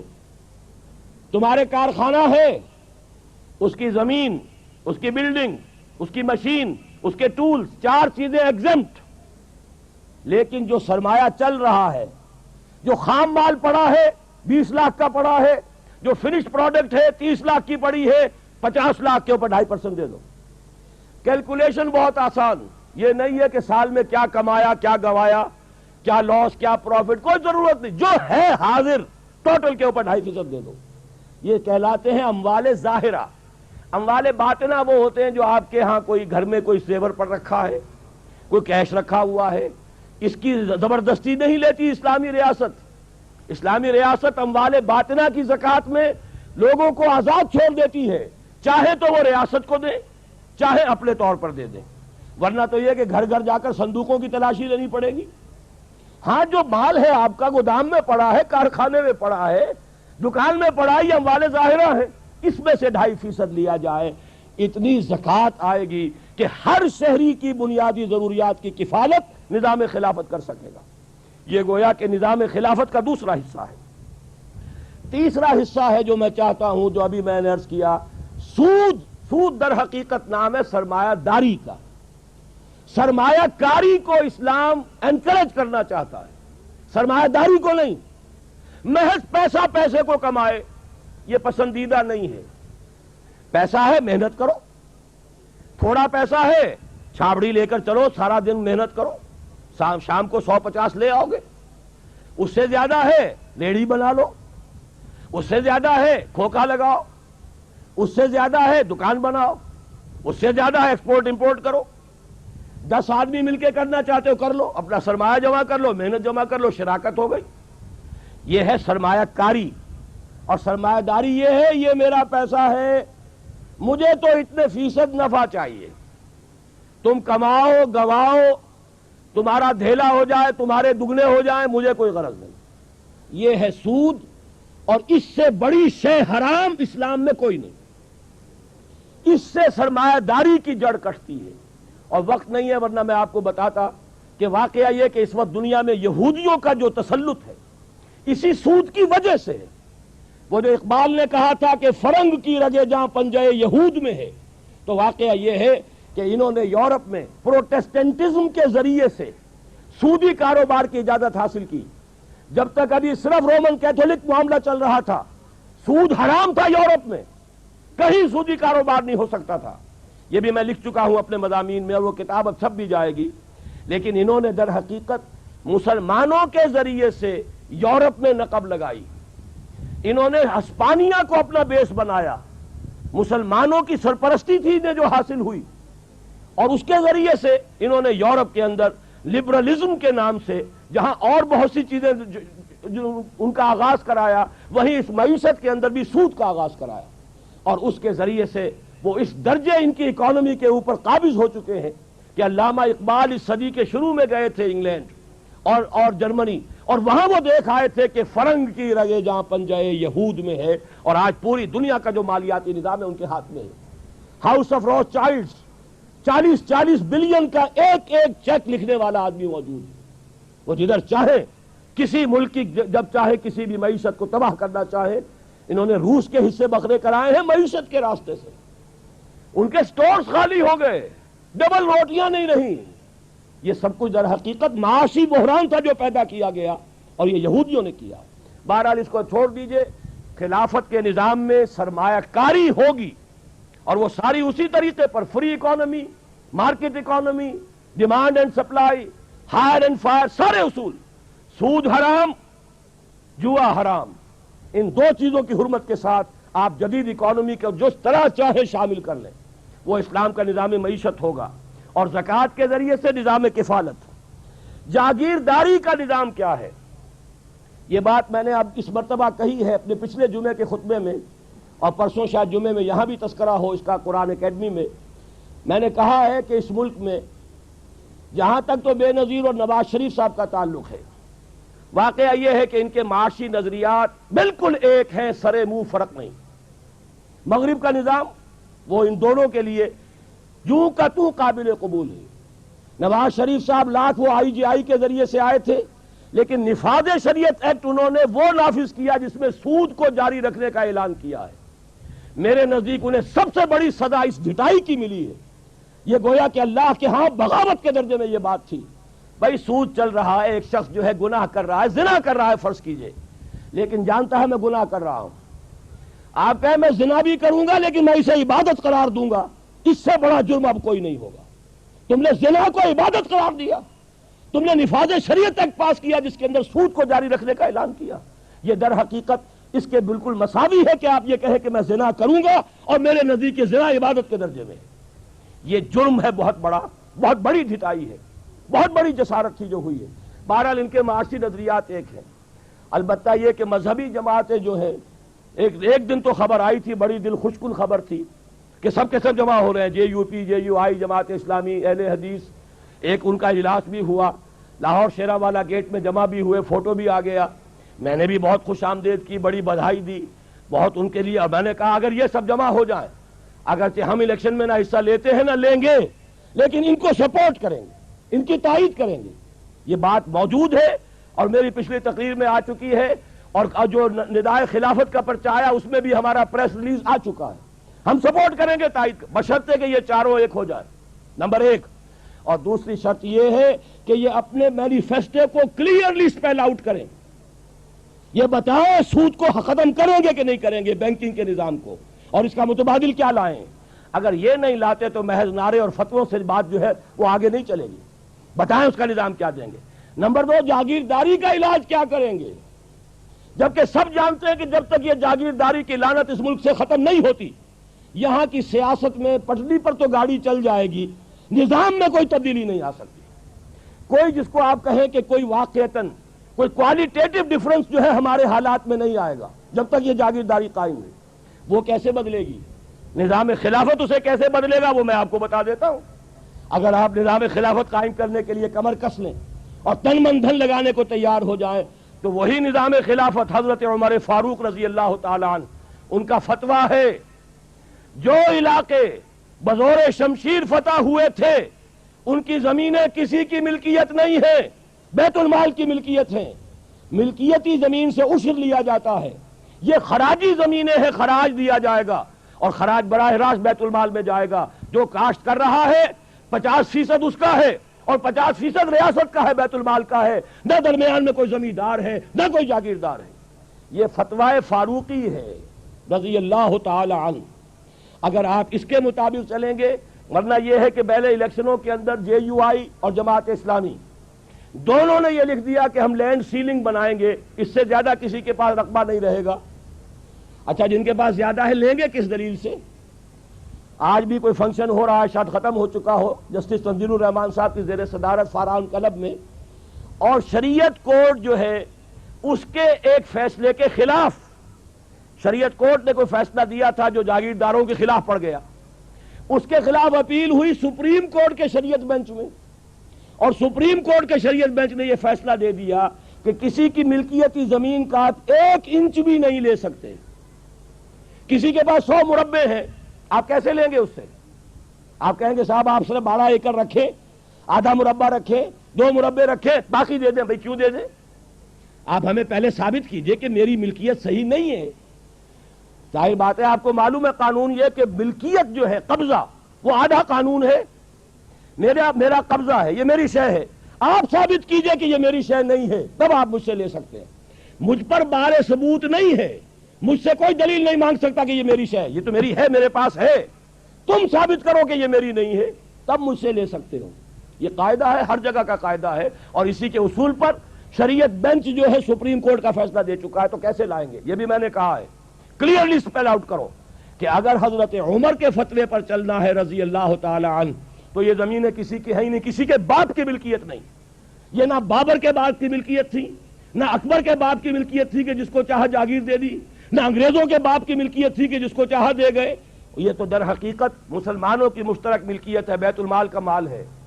اب آپ کو بھی ہم دے دیں گے، یہ بھی سمجھیے کہ بڑا کرم ہوگا، آپ کو بھی دیا جائے گا، کاشت کیجئے، باقی سب مسلمانوں کو تقسیم کر دیا جائے گا تاکہ ہر کاشتکار کاشت کرے، 50% اپنے پاس رکھے، 50% بیت المال کو دے، اور اتنا ریونیو جمع ہو جائے گا، میں دعوے سے کہتا ہوں آپ کو کسی فورن ایڈ کی کوئی ضرورت نہیں ہوگی۔ یہ جو کشکول لے کر آپ پھرتے ہیں، پھر یہ ضرور ہے کہ یہ بات ہائی لینڈ کے بنگلے نہیں بنیں گے ان جاگیرداروں کے، یہ جو بھی بڑے بڑے محل بنتے ہیں اور جن میں کہ آپ دیکھتے ہیں کہ وہ سنگ مرمر تھوپا جاتا ہے جیسے کہ نوٹ تھوپے جا رہے ہیں، یہ نہیں بنیں گے۔ یہی تو پیسہ ہے، یہی در حقیقت قوم کی دولت ہے جس کو کہ حرام طریقے سے لوگ ہڑپ کرتے ہیں، اور مال حرام بود بجائے حرام رفت، حرام کا مال تو حرام جگہ جائے گا، تو جاگیرداری کا نظام بھی جو ہے ختم ہوتا ہے تو نظام خلافت سے، حضرت عمر کے فتوے سے۔ اور یہ میں بتا دینا چاہتا ہوں، یہ فتویٰ آج کے ہمارے بعض علماء نے یہ کہا ہے کہ یہ زمینیں عشری ہیں، میں نام نہیں لینا چاہتا، اللہ تعالیٰ ان کو معاف کرے اگر انہوں نے غلطی کی ہے، نیک نیتی سے کی ہے تو مجتہد جو ہے چاہے غلطی بھی کرے اسے اجر و ثواب ملتا ہے۔ لیکن میں آپ کو بتا دینا چاہتا ہوں، پچھلی صدی کی عظیم ترین شخصیت قاضی ثناء اللہ پانی پتی رحمت اللہ علیہ، بہت بڑے محدث، بہت بڑے مفسر، تفسیر مظہری کے لکھنے والے، بہت بڑے صوفی، میرزا مظہر جانے جانا رحمت اللہ علیہ شہید کے خلیفہ، اور بہت بڑے قاضی ثناء اللہ پانی پتی، ان کی ایک کتاب ہے لکھی ہوئی فقہ کی، ما لا بد منہ، وہ کتاب کے جس سے کسی بھی مسلمان جو ہے وہ اس سے فارغ نہیں رہ سکتا، ہر مسلمان کو یہ کتاب پڑھنی چاہیے۔ یہ تو گویا کہ مسٹ ہے، ناگزیر ہے ہر مسلمان کے لیے۔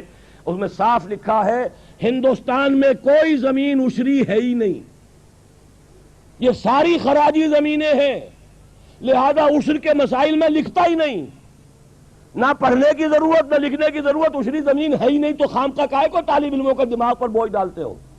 لہذا ما لا بد منہ میں عشر کے مسائل ہی بیان نہیں کیے، اس لیے کہ ہندوستان کی ساری زمینیں خراجی ہیں۔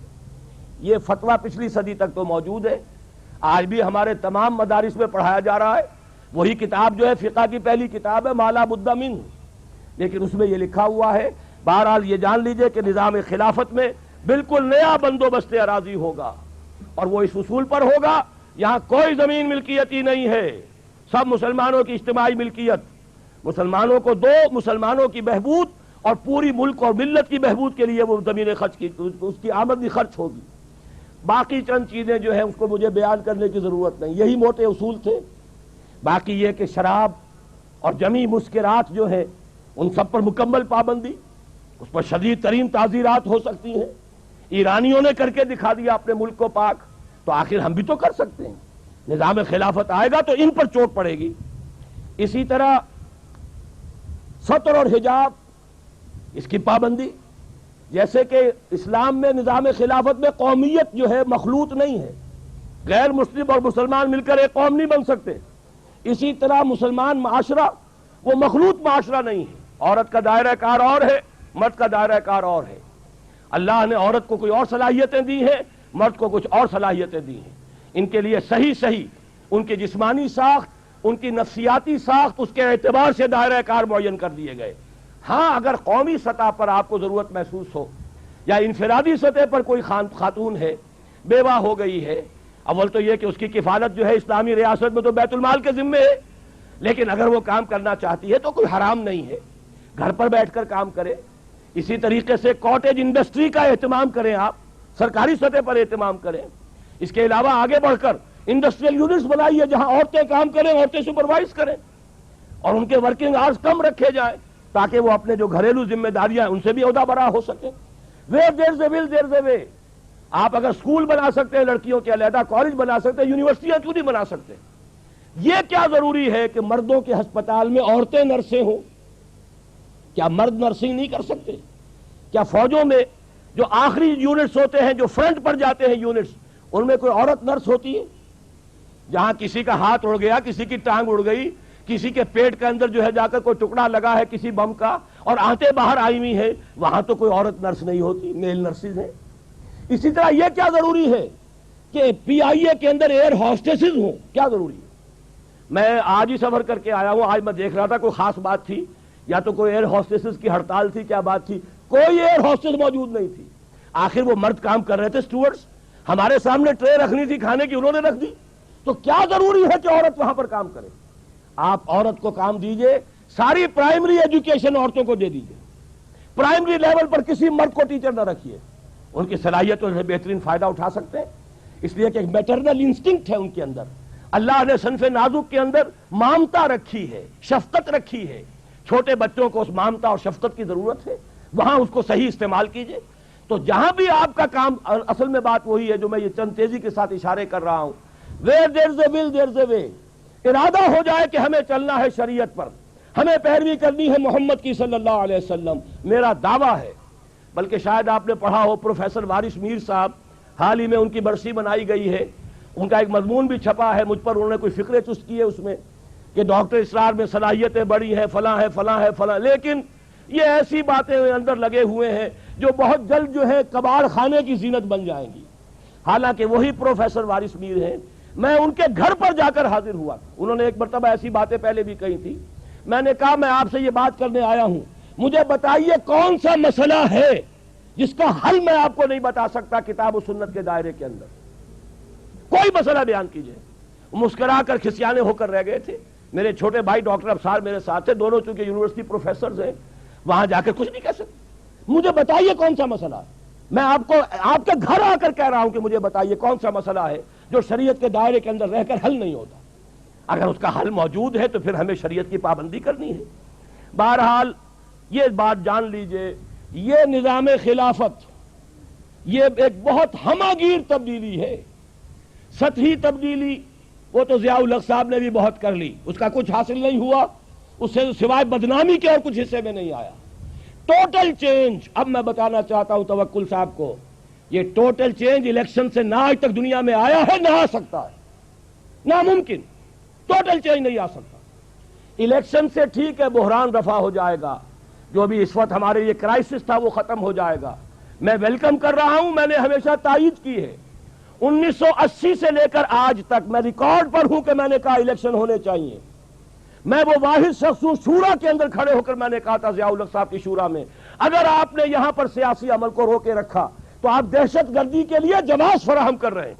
آپ اندازہ کیجئے کتنے خطرناک دن تھے، ہائی جیکنگ ہوئی تھی ہمارے جہاز کی، پی آئی اے کی کابل لے جایا گیا تھا، ہمارے کئی آدمی قتل کر دیے گئے تھے۔ اس دور میں نے کہا تھا کہ یہ در حقیقت یہ اس کا جو ہے جواز آپ دے رہے ہیں اس لیے کہ آپ نے سیاسی عمل کو روک دیا ہے، الیکشن کروائیے، ورنہ یہ ہے کہ اس سے جو بھی برائیاں پیدا ہو رہی ہیں وہ آپ کے ذمہ آئیں گی۔ اور اس سے پہلے یہ تو 82 کی بات عرض کر رہا ہوں، 80 میں پہلی ملاقات ہوئی تھی اور میں نے کہا تھا کہ اگر آپ نے اس پولیٹیکل پروسیس کو روکے رکھا تو پاکستان کے لیے میں اسے سوسائیڈل سمجھتا ہوں، یہ میرے الفاظ میں ریکارڈ پر ہیں۔ پھر 1982 کے دسمبر میں نے خط لکھا تھا جو جنگ میں بھی چھپ گیا تھا، میں سارے حوالے دے رہا ہوں، میں اس کا قائل ہوں، الیکشن ہوتے رہنے چاہیے، لیکن یہ نظام الیکشن سے کبھی نہیں بدل سکتا۔ این خیال استو محال استو جنو، اچھے سے اچھے الیکشن کرا لیں، صاف سے صاف کرا لیں، آج کا لفظ شفاف آ رہا ہے، شفاف سے شفاف کرا لیں، بہرحال اندرون سندھ میں تو وہی وڈیرے آئیں گے، ایک چچا نہیں ہوگا بھتیجا آ جائے گا، ایک بھائی نہیں ہوگا دوسرا بھائی ہوگا، جتوئی ایک کی جگہ دوسرا ہو جائے گا، یہی ہوں گے اور کون ہوگا۔ اسی طریقے سے کیا آپ کے خیال میں بلوچستان کے جو سردار ہیں قبائل کے ان کو کوئی ہرا کے آ سکتا ہے؟ پختون بیلٹ ہے تھوڑی سی پٹھانوں کی، وہاں کچھ علماء کا بھی عمل دخل ہے، عوامی سطح ہے، باقی جو اصل بلوچ ہے برہوی علاقہ ہے بلوچستان کا، وہاں تو ان کے وہ سردار ہی آئیں گے۔ پنجاب کا آدھا جو ہے سرائے کی وہ بھی جاگیردار علاقہ ہے، کوئی گیلانی، کوئی مزاری، کوئی لغاری، یہی آئیں گے اور کون آئیں گے؟ وٹو یاسین وٹو نہیں ہوں گے، منظور وٹو ہوں گے، کوئی ایک کھرل نہیں ہوگا دوسرا کھرل ہوگا، تو وہ تو یہی ہوگا، اس لیے کہ وہ تو نظام۔ اب جب یہ لوگ آ جائیں گے جو زرعی ٹیکس نہیں لگنے دیتے، وہ اپنی جاگیروں پر اور زمینداریوں پہ کوئی آنچ آنے دیں گے؟ تو ناممکن ہے، محال ہے۔ اس کے باوجود میں نے کہا ہے اگر یہ مذہبی جماعتیں تمام جمع ہو جائیں ہم سپورٹ کریں گے۔ بہرحال کوئی رائے، کوئی وہاں پر بات کرنے والا اسلام کے حق میں ہو، شاید کو فائدہ ہو جائے، لیکن بشرطے کہ یہ سب ایک ہو جائے، جو میرے نزدیک معجزہ ہوگا، یہ الفاظ میں نے استعمال کیے پچھلے جمعے میں، معجزہ ہوگا اگر ہو گیا، لیکن جیسے قیام پاکستان معجزہ تھا، میں نے ان مضامین میں لکھا تھا جو جنگ میں چھائے ہوئے تھے، اب کتابی شکل میں ہے استحکام پاکستان، کہ پاکستان کا قیام ایک معجزہ تھا، میرے نزدیک اسی طریقے سے ان مذہبی جماعتوں کا جمع ہو جانا معجزہ ہوگا۔ ہم جو ہے ان کی تائید کریں گے، اپنے پلیٹ فارم سے کریں گے، اپنے طور پر کریں گے، ہم کسی کے سائڈز نہیں لینا چاہتے لیکن ان کی تائید کریں گے، لیکن اس سے اسلام نہیں آ سکتا۔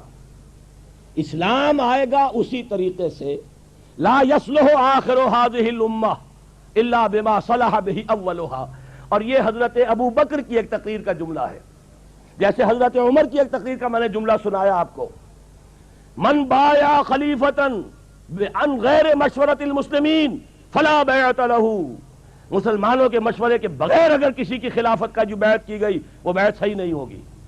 اسی طرح حضرت ابو بکر کا قول سنا رہا ہوں، حضرت عمر کو جب انہوں نے مسلمانوں کے مشورے سے اپنا جانشین بنایا تو خطبہ دیا، اس خطبے میں آپ نے فرمایا ان ھذا الامر مسلمانوں یہ جو ہمارا معاملہ ہے دین کا اور خلافت کا، لا یصلح آخرہ الا بما صلح به اولہ، اس کے آخری حصے کی اصلاح نہیں ہوگی مگر صرف اس طریقے سے جس سے پہلے حصے کی اصلاح ہوئی.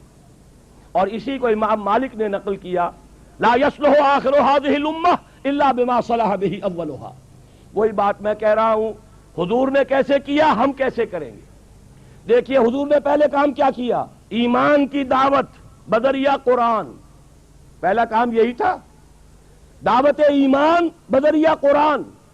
آج ہمیں دعوت تجدید ایمان کرنی ہے بدریہ قرآن. تجدید ایمان، اس لیے کہ ہم ویسے تو مسلمان ہیں لیکن جیسے کچھ مسلمان ہیں وہ مجھے بھی معلوم آپ کو بھی معلوم. ایمان کہنے کو ہے، عقیدہ ہے، کتنا کچھ یقین حاصل ہے وہ آپ کو بھی معلوم مجھے بھی معلوم. لہذا اصل ضرورت ہے تجدید ایمان. اور تجدید ایمان بھی وہ جنس نہیں ایمان جسے لے آئیں دکانیں فلسفہ سے، ڈھونڈے سے ملے گی عاقل کو یہ قرآن کے سی پاروں میں. تو جو آپ فرما رہے تھے توکل صاحب کہ میں 25-30 برس سے لگا ہوا ہوں، تو واقعہ یہ ہے اس کا اکثر و بیشتر میرا حصہ قرآن کے پڑھنے پڑھانے میں گزرا ہے. ہماری تراویح 6-6 گھنٹے رات چلتی ہے دورہ ترجمہ قرآن کے لیے. ہماری قرآن کانفرنسیں ہیں، قرآنی انجمنیں ہیں، انجمن خدام القرآن، قرآن اکیڈمیز ہیں، قرآن کالج ہے، قرآن تربیت گاہیں ہیں، درس قرآن کے کیسٹس ہیں، آڈیو ہیں، ویڈیو ہیں. میری زندگی کا بیشتر حصہ شادم از زندگی خیش کے کارے کردم. بہت مطمئن ہوں میں، میرے پاس کوئی جائیداد نہیں. ابھی میں ویزا لینے گیا تھا تو وہاں پر جو خاتون تھی ایک کینیڈا کی، انہوں نے پوچھا آپ کی آمدنی. میں نے کہا آئی ارن نتھنگ. حیران ہوئی. میں نے کہا اور بات سن لو، آئی اون نتھنگ. میری کوئی جائیداد نہیں، میری کوئی آمدنی نہیں. مرکزی انجمن خدام القرآن ہے، اس کے ایک کوارٹر میں میں رہتا ہوں. میری سہولتیں مجھے وہاں سے حاصل ہیں.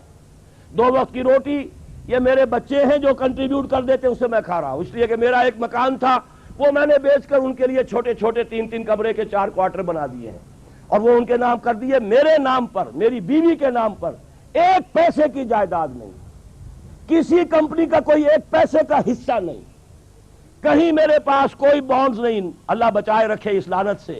اور نہ کہیں کوئی میرے ہاں اس طرح کی اور کوئی شے موجود ہے. ہاں بینک کا ایک اکاؤنٹ ہے، اس میں شاید 5-6 ہزار روپیہ میرا پڑا ہوا. اللہ خیر سمجھا. تو یہ اچھی طریقے سے جان لیجئے میں نے زندگی لگائی ہے اسی کام کے لیے لگائی ہے. مجھے کوئی احساس محرومی نہیں ہے. روٹی مجھے ملتی رہی ہے، آج تک فاقہ نہیں آیا ہے. رزق اللہ نے اپنے ذمہ رکھا ہوا ہے، لیکن میری توانائی لگی ہے میکسیمم قرآن پڑھنے اور پڑھانے میں. خیرکم من تعلم القرآن وعلمہ. اور یہ کس لیے کیا؟ جب انجمن خدام القرآن لاہور کی قائم کی تھی، اس کے دیباچے میں لکھ دیا تھا کہ میں صرف انجمن بنانے کا قائل نہیں ہوں، میرے پیش نظر اقامت دین کی فرضیت ہے. میں ایک جماعت قائم کرنا چاہتا ہوں. یہ پہلا قدم ہے مرکزی انجمن خدام القرآن کا. اور یہ 1972 کی بات ہے، آج سے 21 برس قبل کی جو میں آپ کو بتا رہا ہوں. بہرحال پہلا کام وہی ہے جو حضور نے کیا. فرق یہ ہے وہ کافر تھے، انہیں قرآن کے ذریعے سے ایمان کی طرف دعوت دی گئی. ہم مسلمان ہیں، ہمیں قرآن کے ذریعے سے تجدید ایمان کی دعوت دینی ہے. مرحلہ ایک ہی ہے، اس میں کوئی فرق نہیں. نمبر 2 وہ جو حدیث میں سنا چکا ہوں، آمرکم بخمس بالجماعت والسمع والطاعت والہجرت والجہاد فی سبیل اللہ.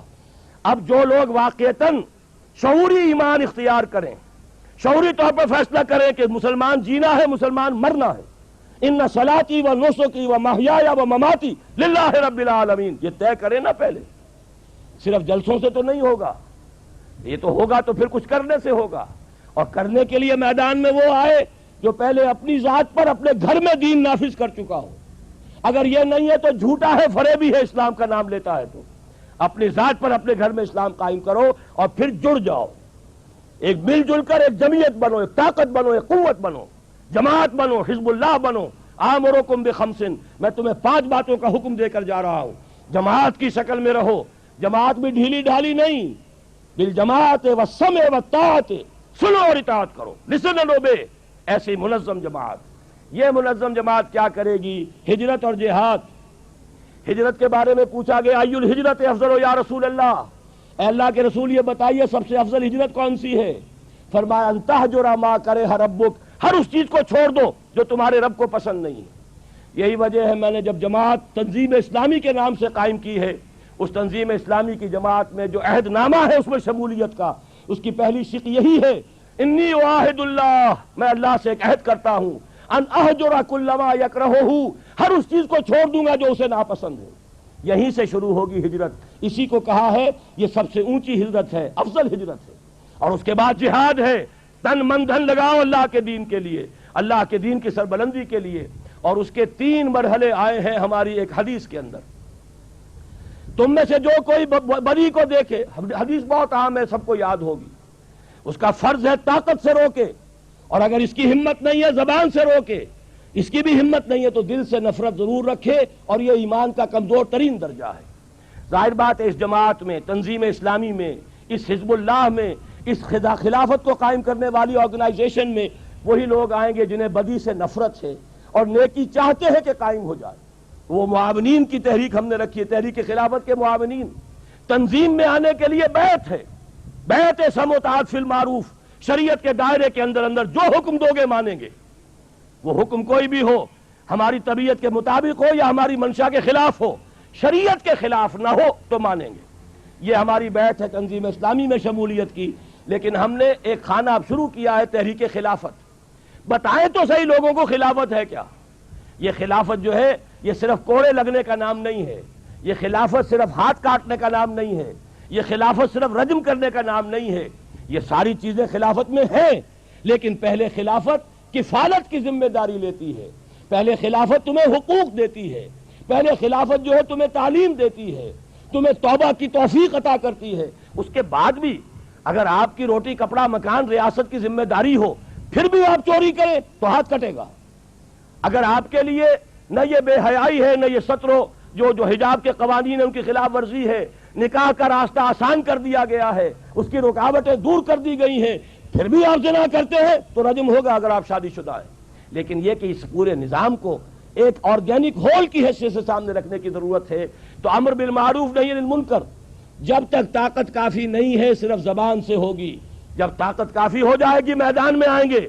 کیونکہ توکل صاحب نے بھی تذکرہ کیا تھا، ایران میں کام ہوا ہے، اگر ہوا ہے کچھ ٹوٹلی وہ بھی صحیح نہیں، نہ پورے منہج انقلاب نبوی کے مطابق ہے، نہ وہاں پر وہ کامیابی ہو سکی ہے جو ہونی چاہیے اسلامی انقلاب کی۔ ہمارے لیے آئیڈیل ایران کا انقلاب نہیں ہے، آئیڈیل انقلاب صرف ایک ہے، وہ انقلاب محمدی ہے صلی اللہ علیہ وسلم۔ البتہ یہ حقیقت جو نہیں مانے گا ڈٹائی کا ثبوت دے گا۔ پوری دنیا میں کسی مسلمان ملک نے کچھ کر کے دکھایا ہے تو وہ صرف ایران ہے۔ وہ شیعہ ہے، میں بھی سمجھتا ہوں شیعت کو گمراہی ہے، مجھے بھی ان کے اعتقادات میں امامت معصومہ کا تصور جو ہے غلط نظر آتا ہے۔ میں یہ جہاں تک فقہ کا تعلق ہے وہ علیحدہ بات ہے، اصل میں معاملہ ہے عقائد کا۔ لیکن کچھ کر کے دکھایا ہے تو انہوں نے کر کے دیا ہے۔ کچھ ہوئے تو یہی رندان خدا خار ہوئے، کامل اس بزم سے، اور تو کوئی اٹھا ہی نہیں۔ تو معلوم یہ ہوا کہ اس میں ہمیں دیکھنا چاہیے انہوں نے کیسے کیا۔ کیا انتخابات کے ذریعے سے خمینی صاحب قیامت تک وہاں برسر اقتدار آ سکتے تھے؟ ہر شخص کا جواب صاف ہوگا نہیں۔ کیا محض دعوت و تبلیغ سے خلافت قائم ہو جائے گی؟ کوئی سادہ لا ہی ہوگا، میں بڑا لفظ ہلکا استعمال کر رہا ہوں، سخت لفظ استعمال نہیں کرنا چاہتا۔ سادہ لا آدمی ہوگا جو سمجھے گا دعوت و تبلیغ سے کام ہو جائے گا۔ اور میرے نزدیک سخت لفظ بھی استعمال کرنا چاہیے کہ جو شخص یہ رائے رکھتا ہے وہ حضور کی توہین کرتا ہے صلی اللہ علیہ وسلم، کہ حضور نے تو تلوار بھی اٹھائی، حضور نے تو سینکڑوں صحابہ کی جانوں کا نذرانہ اللہ کے اس دین کے لیے پیش کیا۔ اس کا مطلب یہ ہے کہ شاید حضور اچھے واعظ نہیں تھے، شاید اچھے مبلغ نہیں تھے، ہم ان سے بہتر ہوں گے، شاید ہم تبلیغ ان سے اچھے انداز میں کر لیں گے، اس لیے کہ ہمارا خیال ہے کہ صرف تبلیغ سے ہو جائے گا، جبکہ حضور نے تو سینکڑوں کفار بھی اگر قتل ہوئے ہیں تو سینکڑوں صحابہ کی جانیں بھی پیش کی ہیں نذرانے کے اندر، خود اپنا خون زمین پر گرایا ہے۔ وہ وادی طائف میں بھی ہوا اور دامن احد میں بھی ہوا، تب کہیں جا کر انقلاب آیا ہے۔ تو نہ یہ وعد و نصیحت سے ممکن ہے، نہ یہ الیکشن کے ذریعے ممکن ہے۔ یہ ہوگا تو اسی جد و جہد سے جس میں جان ہتھیلی پر رکھ کر میدان میں آئے، لیکن وہ جان ہتھیلی پر رکھنے کا معاملہ آج کے حالات میں چونکہ یہ فرق واقع ہو چکا کہ ہمارے مد مقابل بھی مسلمان ہیں، حسنی مبارک بھی مسلمان ہی ہے، اور جو آج الجزائر میں صدر ہے وہ بھی مسلمان ہی ہے۔ اب کیا کریں، بھٹو صاحب بھی مسلمان ہی تھے، بے نظیر بھی مسلمان ہی ہے، نواز شریف بھی مسلمان ہی ہے، غلام اسحاق خان بھی مسلمان ہیں۔ اس اعتبار سے اس کے لیے اس کا آلٹرنیٹ کیا ہے؟ منظم مظاہرہ، میدان میں آ جاؤ، بلاک دی سسٹم، جس کی آخری حد یہ ہوتی ہے کہ ٹیکسز دینے سے انکار کر دیا جائے، نو ٹیکسز، نو لگان، یہ غلط نظام ہے، ہمیں کوئی اس کو ٹیکسز دینے کے لیے ہم تیار نہیں، اس کا کوئی حق نہیں ہے ٹیکس دینے کا۔ لیکن یہ کب کرنے کا کام ہے؟ جبکہ طاقت ہو گئی ہو۔ آپ 2 لاکھ کے تعداد کے اندر کم سے کم پاکستان میں سر سے کفن باندھ کر لوگ جو ہے اگر آ جائیں میدان میں کہ ہم اس نظام کو اب نہیں چلنے دیں گے۔ 50,000 شیعوں نے چیف مارشل لا ایڈمنسٹریٹر سے اپنے آپ کو ایگزمپٹ کرا لیا تھا زکوٰۃ سے، یاد ہے آپ کو؟ ابھی 1980 کی بات تھی، مارشل لا بوڑھا نہیں ہوا تھا، جوان تھا ابھی، لیکن اس کے باوجود 50,000 نے گھیراؤ کیا ہے، مارو ہمیں، گولیاں چلاؤ، نہیں ہم زکوٰۃ دیں گے۔ اور چیف مارشل لا ایڈمنسٹریٹر کی ناک رگڑی گئی زمین میں، اس نے کمٹمنٹ دی کہ میں تمہیں ایگزمپٹ کر دوں گا، تب وہ اٹھے وہاں سے۔ راستہ ہے تو یہ ہے، یہ قربانی کا راستہ ہے۔ ضیاء الحق نے گولی نہیں چلائی، کوئی اور ہو جس کے دماغ میں خناس ہو گولی چلا دے گا، چلا دے۔ اگر ہم دین کے لیے میدان میں آئے ہیں تو شہادت ہے مطلوب و مقصود مومن، نہ مال غنیمت نہ کشور کشائی۔ اگر تو ہم سچے ہیں تو جان دینا تو ہمارے لیے سب سے بڑی کامیابی ہے۔ یہ راستہ لیکن یہ کب ہوگا؟ جبکہ ایک منظم طاقت، ایک معتدل تعداد میں ایسے لوگوں کی جو اپنی ذات پر اور اپنے گھر میں خلافت قائم کر چکے ہوں، اللہ کا دین، اللہ کا نظام، اللہ کا قانون اپنی ذات پر اپنے گھر میں نافذ کر کے پھر مل جل کر ایک طاقت بنے، جیسا کہ فرمایا آمرکم بخمس بالجماعت والسمع والطاعت والہجرت والجہاد فی سبیل اللہ۔ اس راستے سے نظام خلافت آئے گا، ہم اسی راستے میں لگے ہوئے ہیں۔ جیسا کہ میں نے عرض کیا، الحمدللہ میری جو تنظیمیں ہیں تینوں یہاں کراچی میں بھی ہیں، انجمن خدام القرآن یہاں بھی ہے سندھ، قرآن اکیڈمی اب یہاں پر بھی تعمیر ہو گئی ہے، ابھی اس کی مسجد کی تکمیل ہو تو پھر نیچے کا نظام بنایا جائے، ابھی تو اکیڈمی کی جگہ پر نماز ہم پڑھ رہے ہیں، لیکن یہ ہے کہ وہاں پر اس کے لیے تعمیر مکمل ہو جائے تو پھر اکیڈمی جو ہے ان دی رائٹ ارنسٹ وہاں پر کام شروع ہوگا۔ اسی طریقے سے ہو سکتا ہے یہاں بھی ہم قرآن کالج شروع کر لیں، تو انجمن بھی یہاں ہے، تنظیم اسلامی یہاں موجود ہے۔ تنظیم اسلامی وہ لوگ آئیں جو عہد کر لیں اللہ ہر حرام چیز کو چھوڑ دیں گے اور تمام فرائض کو ادا کریں گے، اور جو میرا ساتھ دینے کو تیار ہوں، ہم تمہارے ساتھی ہیں، تمہارے ہاتھ پر بیعت کر رہے ہیں، مشورہ ضرور دیں گے، حکم آخری تمہارا ہوگا، اس پر عمل کریں گے۔ اور تیسری تنظیم ہماری تحریک خلافت ہے، وہ اس لیے ہے جیسا کہ آج میں نے تقریر کی ہے کہ لوگوں کو بتایا تو جائے خلافت ہے کیا، نظام ہے کیا۔ ہمارے ہاں سیاسی جماعتوں نے واقعہ یہ ہے کہ جب مستقبل کا مورخ لکھے گا اگر پاکستان پر کوئی تباہی آئی، اس کی سب سے بڑی ذمہ داری یہاں کی مذہبی جماعتوں پر ہوگی، جنہوں نے اسلام کو صرف الیکشن کے نعرے کے طور پر استعمال کیا، لوگوں کو یہ بھی نہیں بتایا کہ اسلام ہے کیا، اس کا نظام ہے کیا۔ یہ سب سے بڑا جرم شمار ہوگا ان کا۔ بہرحال وہ مستقبل کی بات ہے، ہم نے عوام کو ایجوکیٹ کرنے کے لیے یہ تحریک خلافت شروع کی ہے تاکہ لوگوں کو بتائیں تو صحیح، ایسے جلسے ہوں تو صحیح جن میں لوگوں کو بتایا جائے نظام خلافت کیا ہے، اور اس سے بات جو ہے آگے چلے گی۔ تو آپ کم سے کم کوشش کیجئے، اس تحریک خلافت میں بیعت نہیں ہے، اس میں تو بس ایک اتفاق ہے اور تعاون ہے، اس کے اندر آپ شمولیت جلد از جلد اختیار کریں، انجمن خدام القرآن میں شریک ہوں، جو لوگ بھی پیسے خرچ کر سکتے ہیں اس کے پروجیکٹس کے لیے پیسے خرچ کریں، اور پھر یہ کہ اصل شے تو یہ ہے کہ وہ میدان میں آنے والے، سر سے کفن باندھ کر نکلنے والے، وہ پھر تنظیم اسلامی کے عنوان سے جو ایک مضبوط تنظیمی ڈھانچہ ہم تیار کر رہے ہیں، اللہ تعالیٰ آپ کو توفیق دے کہ آپ اس کے بارے میں پوری سنجیدگی کے ساتھ غور کریں۔ میں پھر آخر میں شکریہ ادا کر رہا ہوں آپ سب کا بھی، وقت کافی ہو گیا، لیکن یہ کہ بہرحال میری تقریر اس سے کم کبھی نہیں ہوتی، اس سے زیادہ ہی ہوا کرتی ہے۔ مجھے اندازہ نہیں تھا کہ توکل صاحب بھی اتنی لمبی تقریر کر لیں گے، پھر یہ کہ یہاں پر آپ بھی چونکہ لیٹ آئے لہذا صدا بھگتنے کا آپ کو پورا جو ہے آپ مستحق ہیں صدا بھگتنے کے، اس لیے کہ 8 بجے تو کوئی آیا ہی نہیں تھا، میں 8 بجے سے 5 منٹ پہلے یہاں پہنچ گیا تھا، توکل صاحب بھی موجود تھے، لیکن یہاں اس وقت میرا خیال ہے کہ ہمارے کارکنوں کے سوا کوئی بھی نہیں تھا، لہذا کوئی شکوہ اور شکایت کا آپ کو حق نہیں ہے، آپ اس سزا کے مستحق ہیں، دیر میں آئے ہیں، اور اسی لیے اب آپ کو کھانا بھی دیر سے ملے گا، اور جو بھی ہو رہا ہے معاملہ میں تو حاضر ہوں، سوالات کرنا چاہے میں جوابات دوں گا، لیکن یہ کہ اس سے آپ کی بھوک جو ہے وہ اور تیز ہوگی، میرا اس میں کوئی نقصان نہیں ہوگا۔ اقول قولی ھذا واستغفر اللہ لی ولکم ولسائر المسلمین والمسلمات۔ اس سے پہلے کہ سوالات کے جواب دیے جائیں، آپ کے یہ چند چیزیں ہیں کہ جو بھی سوالات کے فارم آپ کو دے گئے ہیں اس کے لیے لازم یہ ہے کہ جو تقریر ابھی یہ ڈاکٹر صاحب کی ہوئی ہے اسی سلسلے کے جوابات، اسی سلسلے کے سوالات ہونے چاہیے، نمبر 1۔ نمبر 2 یہ کہ اس جو آپ کے پاس فارم ہے، اس فارم کے اوپر ان کے نام بھی ہیں، تو وہ نام بھی جو ہے اس کے اندر لکھے ہونے چاہیے۔ جن حضرات کے نام نہیں لکھے ہوئے ہوں گے اس کے جوابات نہیں دی جائیں گے۔ نام اور پتہ، جی ہاں، یہ اوپر پورا فارم بنا ہوا ہے، یہ فارم جو ہے مکمل ہونا چاہیے، تو اگر جن حضرات نے ابھی مکمل نہیں کیا ہے تو یہ مکمل کر لیں۔ لیکن یہ فارم تنظیم میں شمولیت کا نہیں ہے، کہیں آپ گھبرا جائیں۔ یا اس سے آپ نہ گھبرائیں۔ سوالات کے جوابات شروع ہو رہے ہیں؟ جی نہیں، جوانی سوال کے لیے کوئی گنجائش نہیں ہے، اسی لیے جو ہے نا ہم نے یہ کیا ہے، اور سوالات بھی اسی کے دیے جائیں گے جو کہ آج کی تقریر سے متعلق ہوں۔ اب لکھ لیں، لکھ کے دیں۔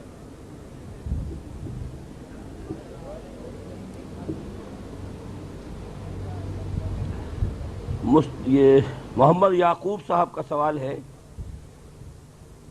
یہ کورنگی سے ہیں۔ محمد یعقوب صاحب موجود ہیں؟ ٹھیک ہے۔ ہماری تبلیغی جماعت کا موجودہ وجود اور اس کے کیا فرائض ہونے چاہیے، اور آپ نے اس بارے میں تبلیغی باب سے کیا کچھ حال کیا ہے، اور ان کا جواب ان سے کیا ملا، اور آپ کا ان کے مسلسل اصلاح کے بارے میں کیا سوچا؟ یہی کہ اسٹیج پر ان کے خلاف بول کر چپ ہو گئے، وہ اپنی ڈگر پر اور اپنی ڈگر پر۔ میں نے بہت عرصے تک خود تبلیغی جماعت میں کام کیا ہے، اور میں نے ان کے اکابر سے گفتگویں کی ہیں، پھر اپنی ڈگر علیحدہ بنائی ہے، اور آج بھی میرا کھلا ان کو آفر ہے، وہ امر بالمعروف کے ساتھ نہی عن المنکر بھی کریں، زبان سے تو بدی کے خلاف بولیں، اور یہ اعلان کریں کہ ہمارا مقصد جو ہے اسلامی نظام خلافت قائم کرنا ہے، تو میں ان کا خادم ہوں گا، میں اپنی تنظیم ختم کر کے ان کے ساتھ شامل ہو جاؤں گا۔ لیکن اگر صرف وہ فضائل کی تبلیغ کرتے رہیں گے تو میرے نزدیک پھر وہ اس راستے پر نہیں ہے کہ جو میں نے آپ کے سامنے رکھا ہے۔ محمد سلیم اللہ خان صاحب، جو حضرات موجود نہیں ہوں گے ان کے جوابات ہم نے دیں گے، موجود ہیں۔ سنا ہے کہ ڈاکٹر حمید اللہ صاحب جو فرانس سے آئے تھے، اپنے حالیہ دورہ پاکستان میں ادھر اشارہ کیا تھا کہ دور جدید میں نظام معیشت کے لیے اجتہاد کی ضرورت ہے، اور اس سے ان کے کہنے کا مقصد یہ تھا کہ دور جدید میں سودی کاروبار کو چند پابندیوں کے ساتھ جاری رکھا جا سکتا ہے۔ دیکھیے، اس قسم کی باتیں نہیں کرنی چاہیے، کوئی اوتھینٹک بات ہونی چاہیے۔ میں قطعاً توقع نہیں کرتا کہ ڈاکٹر حمید اللہ صاحب ایسی بات کہہ سکتے ہیں۔ چند پابندیاں کون سی ہوں گی؟ پھر وہ سود پر پابندی لگا دیجئے، باقی پوری معیشت جیسا کہ میں نے عرض کیا ہے، وہ جو جدید مارکیٹ اکانومی ہے وہ صحیح ہے، لیکن سود، اس کو تو نہ صرف یہ کہ سود کو چھوڑا جائے، حضرت عمر کا قول دعوا الربا والریبا، سود کو بھی چھوڑ دو، اور سود کا جہاں شائبہ پیدا ہو جائے اسے بھی چھوڑ دو۔ عبداللہ خان صاحب نے پوچھا ہے خلیفہ کی مدت خدمت کتنی ہوگی، کیا اس کو اس مدت میں ہٹایا جا سکے گا؟ دونوں کام ہو سکتے ہیں۔ خلیفہ کے لیے یہ ضروری نہیں ہے کہ وہ لائف لانگ ہو، اس کے لیے آپ 5 سال 4 سال جو بھی مشورے سے مقرر کریں۔ اور نمبر 2 یہ کہ امپیچمنٹ، آج بھی مغرب کے صدارتی نظام میں امپیچمنٹ کا شعبہ ہوتا ہے کہ آپ کو اس کے دیانت پر، اگر اس کے طرز عمل پر کوئی اعتراض ہے، امپیچ کیجئے۔ اور آپ کو معلوم ہے صدر نکسن ذرا سا اندیشہ ہوا تھا کہ میرے خلاف یہ معاملہ ہو رہا ہے، استعفیٰ دے کے بھاگ گیا تھا۔ لہذا یہ تمام چیزیں جو ہیں، جیسا کہ میں نے عرض کیا، کتاب و سنت کی بالادستی کے بعد ہمیں دنیا کے جو تجربات ہیں ان سے فائدہ اٹھانا ہے۔ آج میں لاؤڈ سپیکر استعمال کر رہا ہوں، یہ میں نے نہ ایجاد کیا، نہ کسی مسلمان نے ایجاد کیا، یہ تو ان کا ایجاد کرتا ہے، ہم استعمال کر رہے ہیں۔ بجلی ایڈیسن نے ایجاد کی تھی، ہم استعمال کر رہے ہیں۔ اسی طریقے سے یہ دنیا کے جو سماجی نظام ہے، معاشی نظام ہے، ان میں جو ان کی پیش رفت ہے، اس میں جو شے حرام ہے وہ کاٹ دیں گے، جو شے حرام نہیں ہے اس کو ہم اختیار کریں۔ محمد حنیف صاحب،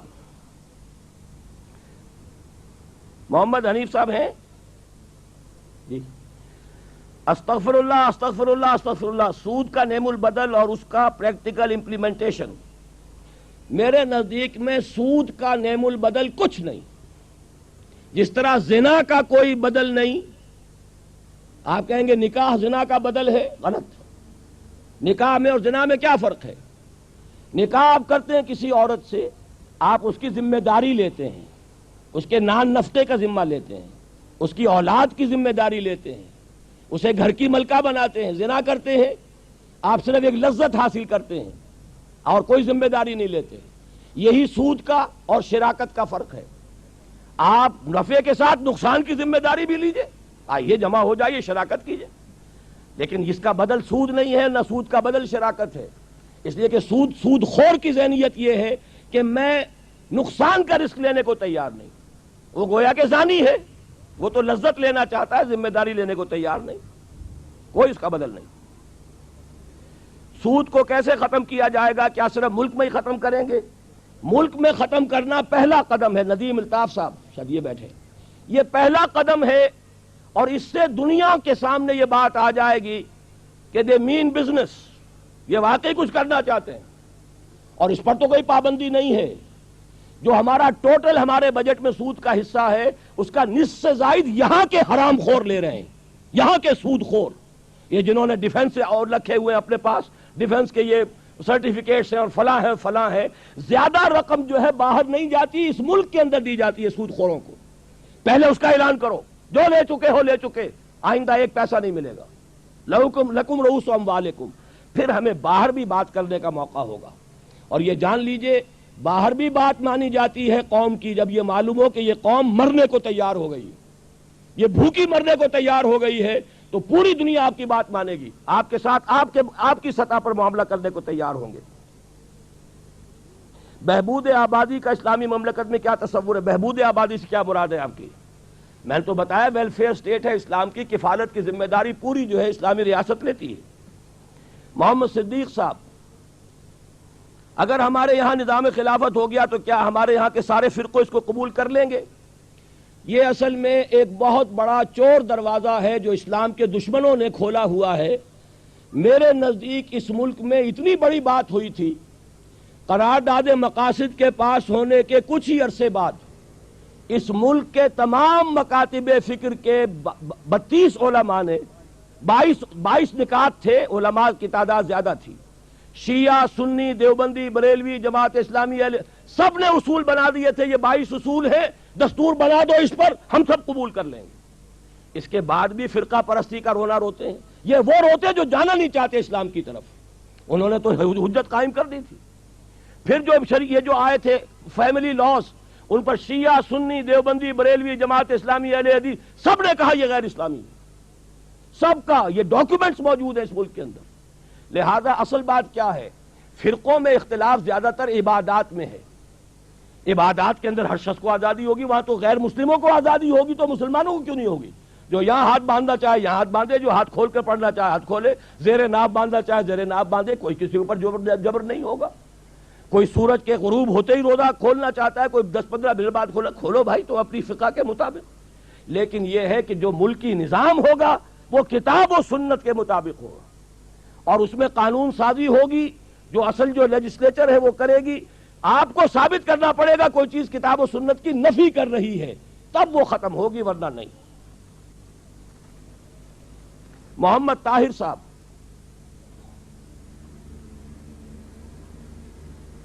آپ نے سلام کیا یا آپ طاہر صاحب ہیں؟ طاہر صاحب نہیں ہیں؟ ہیں. پاکستان کا شیعہ رافضی ٹولہ خلفائے راشدین کی خلافت کا منکر ہے. ہمارے ہاں تو ایک شیعہ عالم دین نے آ کر کہا تھا ہم نظام خلافت کی تائید کرتے ہیں. سید ہادی نقوی، وہ چونکہ شیعہ مولوی نہیں ہے، ویسے مولوی ہے، قم کے فارغ ہیں، لیکن وہ آرکیٹیکٹ ہیں. وہ آئے ہمارے ہاں، انہوں نے خطبہ دیا، انہوں نے کہا ہم نظام خلافت کی تائید میں ہیں. بلکہ تازہ نظام جو ندائے خلافت ہے پڑھ لیجئے، ایک عیسائی کا خط پڑھ لیجئے، اس نے کہا ہم اس نظام کے حق میں ہیں. اور بدقسمتی سے آج تک مسلمان مولویوں نے یہ نظام بتایا ہی نہیں ہمیں. یہ عیسائی کا خط ہے، اس کے پتے کے ساتھ جو چھپ گیا ہے ندائے خلافت کے اندر. دوسری بات یہ ہے کہ اگر کوئی فرقہ نہیں ماننا چاہتا نہ مانے. سوال یہ ہے کہ کیا وہاں پر جو انہوں نے نظام قائم کیا تھا سنیوں سے پوچھ کے نافذ کیا تھا؟ یہ تو آپ اور میں کرنے کو تیار نہیں. اصل میں تو حرام خوری تو ہمارے اندر پر پھنسی ہوئی ہے، ہم کچھ کرنے کو تیار نہیں. وہ شیعوں پر الزام، فلاں پر الزام، مولویوں پر الزام، فلاں پر الزام. پہلے یہ سوچئے کہ اپنے گریبان میں جھانکیے، اپنی ذات پر اپنے گھر میں اسلام نافذ کرنے کو تیار ہیں؟ پھر مل جل کر ایک امیر کے ساتھ سم و طاعت کا عہد کرنے کو تیار ہیں؟ اگر یہ کر سکتے ہو تو دنیا کی کوئی طاقت راستے میں رکاوٹ نہیں بن سکتی. یہ نذیر احمد میمن صاحب، یہ سوالات تو بہت آ گئے ہیں. یہ مسلمہ حقیقت ہے کہ 14 صدی میں امام مہدی آئے گا. یہ 14ویں صدی تو کبھی کے بیت چکی. نذیر احمد صاحب کس دور میں رہ رہے ہیں آپ؟ امام مہدی آئے گا، وہ 14ویں صدی تو گئی، 14 صدی آپ لکھ رہے ہیں. محمد ابراہیم شہزاد صاحب، موجودہ الیکشن انگریزوں کی چھوڑی ہوئی بیساکھی ہے. ایک طرف عورت نمائندگی کر رہی ہے جو اسلام میں عورت کی حکمرانی کے سخت ممانعت کی گئی ہے، دوسری طرف نواز شریف صاحب ہیں جو چڑھاوے بھی چڑھا رہا ہے، غیر اللہ سے مدد مانگ رہا ہے، سود در سود کی اسکیمیں چلا چکا ہے. تیسری طرف علماء ہے، موجودہ جمہوریت کو مسلمانوں کا نجات دہندہ سمجھ رہا ہے، شریعت کی ایک بوند بھی نافذ نہیں کر سکے. اب آپ قرآن و حدیث کی روشنی میں یہ بتائیں کہ ووٹ کس کو دیں؟ کیا ہماری نجات کا ذریعہ موجودہ جمہوریت ہے؟ تفصیل کے ساتھ نوجوان نسل کو سمجھائیں. دیکھیے اس میں بھی میرا اختلاف ہے توکل صاحب سے. وہ میزبان ہے، میں مہمان ہوں، لیکن یہ کہ بہرحال اختلاف ہے. ہمارے ہاں تنظیم اسلامی میں یہ طے ہے، ہمارا کوئی رکن تنظیم اسلامی میں جو شامل ہے ووٹ دے سکتا ہے، بشرطے کہ 2 شرطیں پوری ہو جائیں. ایک تو جو امیدوار ہو جو پابند شریعت ہو، جہاں تک ہم دیکھ سکیں. اگر وہ شریعت کا پابند نہیں تو ہم اس کے ہاتھ میں ووٹ دے کر گویا کہ ہم بھی اس فسق و فجور کی تائید کر رہے ہیں کہ جو اس کی زندگی میں ہے. اور حدیث شریف ہے، من مشى مع فاسق ليقويه فقد اعان على هدم الاسلام. جو شخص کسی فاسق کے ساتھ چلا اسے تقویت پہنچانے کے لیے اس نے اسلام کی عمارت کو کھودنے میں اور گرانے میں مدد دی. تو ہم نہیں دے سکتے ووٹ اس شخص کو کہ جو پابند شریعت نہیں. گھر میں کیا کرتا ہے ہمیں نہیں پتا، باہر جو کچھ بھی ہے اس کا طرز عمل شریعت کی پابندی.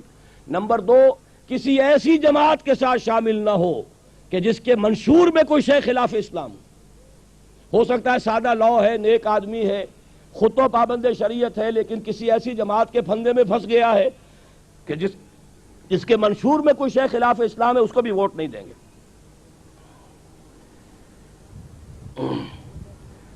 کوئی کمپنی پروویڈنٹ فنڈ پر انٹرسٹ دیتی ہے. یہ دیکھیے سوالات جو فقہی ہیں وہ میری آج کا موضوع نہیں ہے.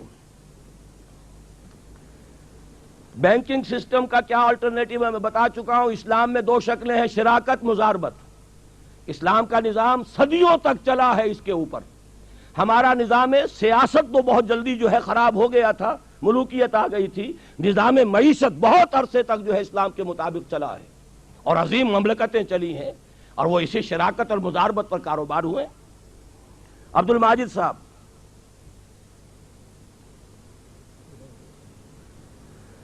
آپ نے فرمایا کہ پارلیمانی نظام بے شمار خامیوں سے بھرا ہوا ہے، لیکن ہم دیکھتے ہیں کہ ملک کی واحد جامع اسلامی جماعت اسلامی اس نظام کے تحت چلنے کو تیار ہے. یہ تو سب تیار ہے. واحد جامع جماعت آپ کو نظر آ رہی ہے. دیوبندیوں کو واحد جامع جماعت اپنی JUI نظر آتی ہوگی، اور بریلویوں کو واحد جامع جماعت جو ہے وہ JUP نظر آتی ہوگی، اور سب سے بڑھ کر واحد جامع جماعت تو جمعیت اہل حدیث ہوگی. تو یہ واحد جامع جماعت کا تو آپ کسی کو سرٹیفکیٹ نہیں دے سکتے، لیکن یہ سب کے سب پارلیمانی نظام کے اوپر متفق ہیں. مجھے ان سے اختلاف ہے، میں نے عرض کر دیا، جو خرابیاں ہیں وہ سامنے آ گئیں. آج بھی سمجھ میں نہ آئے گا تو اندھا ہے وہ شخص جو پارلیمانی نظام کی خرابیوں کو آج بھی نہیں سمجھ سکتا. یہ 4 مہینے جس بحران کے اندر سرسام میں سے پوری قوم گزری ہے، اس کا سبب کیا ہے سوائے اس نظام کے؟ یا آپ صدارتی نظام بنائیے تو صدر کے ہاتھ میں اختیار ہوگا. پارلیمانی نظام میں صدر جو ہے کاہے کے لیے بٹھایا آپ نے؟ نام اسے دیتے ہیں، یہ ہمارا جو ہے تمام آرمڈ فورسز کا بھی سب سے ذمہ دار یہی ہے، ریاست کا سربراہ یہی ہے، اور اسے بنانا چاہتے ہیں چودھری فضل الہی. تو اس سے بڑی کوئی بے وقوفی کی بات ہے؟ جو ریپرزینٹ کر رہا ہے پوری ریاست کو، اس کے ہاتھ میں تو اختیار ہی کوئی نہیں، اور جس کی جان جو ہے ان لوٹوں کے اور گھوڑوں کے ہاتھ میں ہے جو بکنے والے ہیں، وہ گویا کہ سارے اختیارات کا مالک بن گیا. تو اس سے زیادہ ان نیچرل، اس سے زیادہ ان لاجیکل نظام اور کوئی نہیں.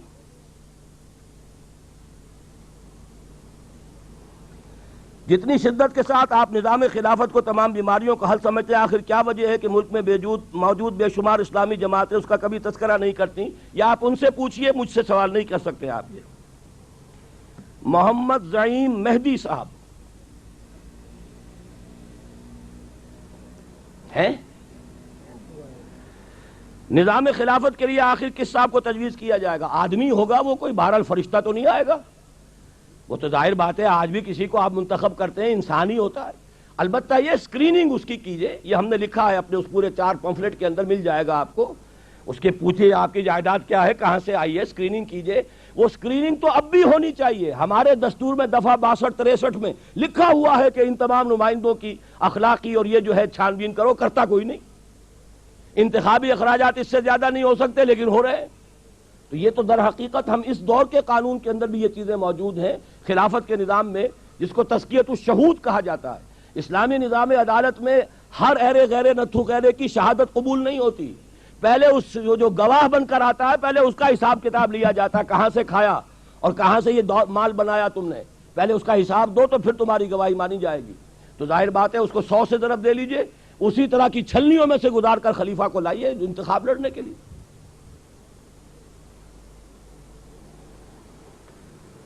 کیا ملک کی تمام جماعتیں, بھائی تمام جماعتوں کا میں نمائندہ نہیں ہوں, مجھ سے میری بات پوچھیے آپ. صرف دینی جماعتیں الیکشن میں مطلوبہ کامیابی حاصل نہیں کر سکتی بلکہ تاکہ نظام تبدیل ہو جائے. اس صورت میں بی بی یا نواز شریف کی جماعت میں سے کس کو سپورٹ کیا جائے, آپ خود فیصلہ کیجئے.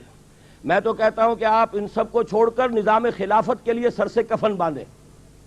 ووٹ دینے کے لیے جو میں نے کہا ہے کہ آپ دیکھ لیجئے پہلے وہ شخص جو ہے وہ شریعت کا پابند ہے یا نہیں, اور کسی ایسی پارٹی سے تو نہیں ہے کہ جس کے دستور میں اور منشور میں کوئی شے خلاف اسلام ہو, پھر آپ دیکھ کر ووٹ دینا چاہیں دیجئے.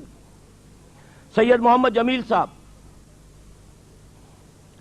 آپ کی تبلیغ کے عین مطابق ہم نے پہلے پیغام اسلام آگے بڑھایا ہے, کیوں نہ اس کا مرکز اس وقت دنیا کی طاقتور ترین مملکت صرف اور صرف امریکہ, برطانیہ, فرانس اور جرمنی کو بنایا جائے.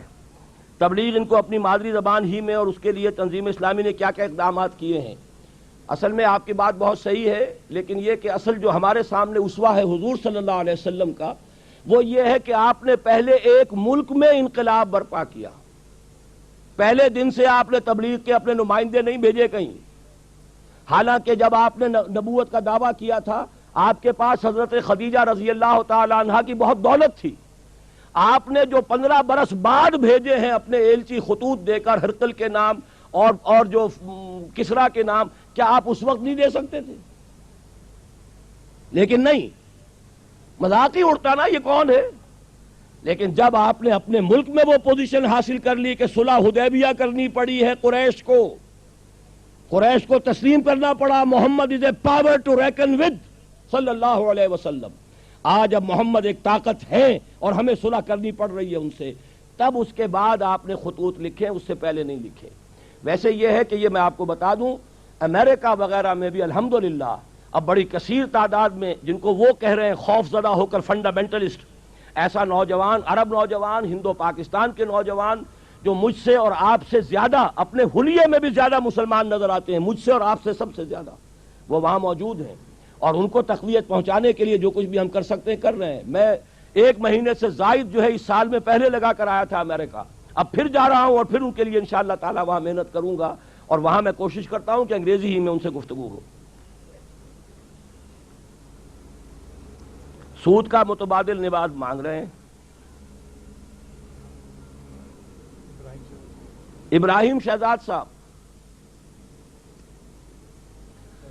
مجھے خوشی ہے آپ حضرات کی جو دلچسپی اتنی آپ نے محسوس کی ہے, میں اس پر واقعتاً دلی خوشی محسوس کر رہا ہوں, اگرچہ وقت کا مجھے احساس ہو رہا ہے, لیکن وقت جو میرے لیے گزر رہا ہے وہ آپ کے لیے بھی گزر رہا ہے.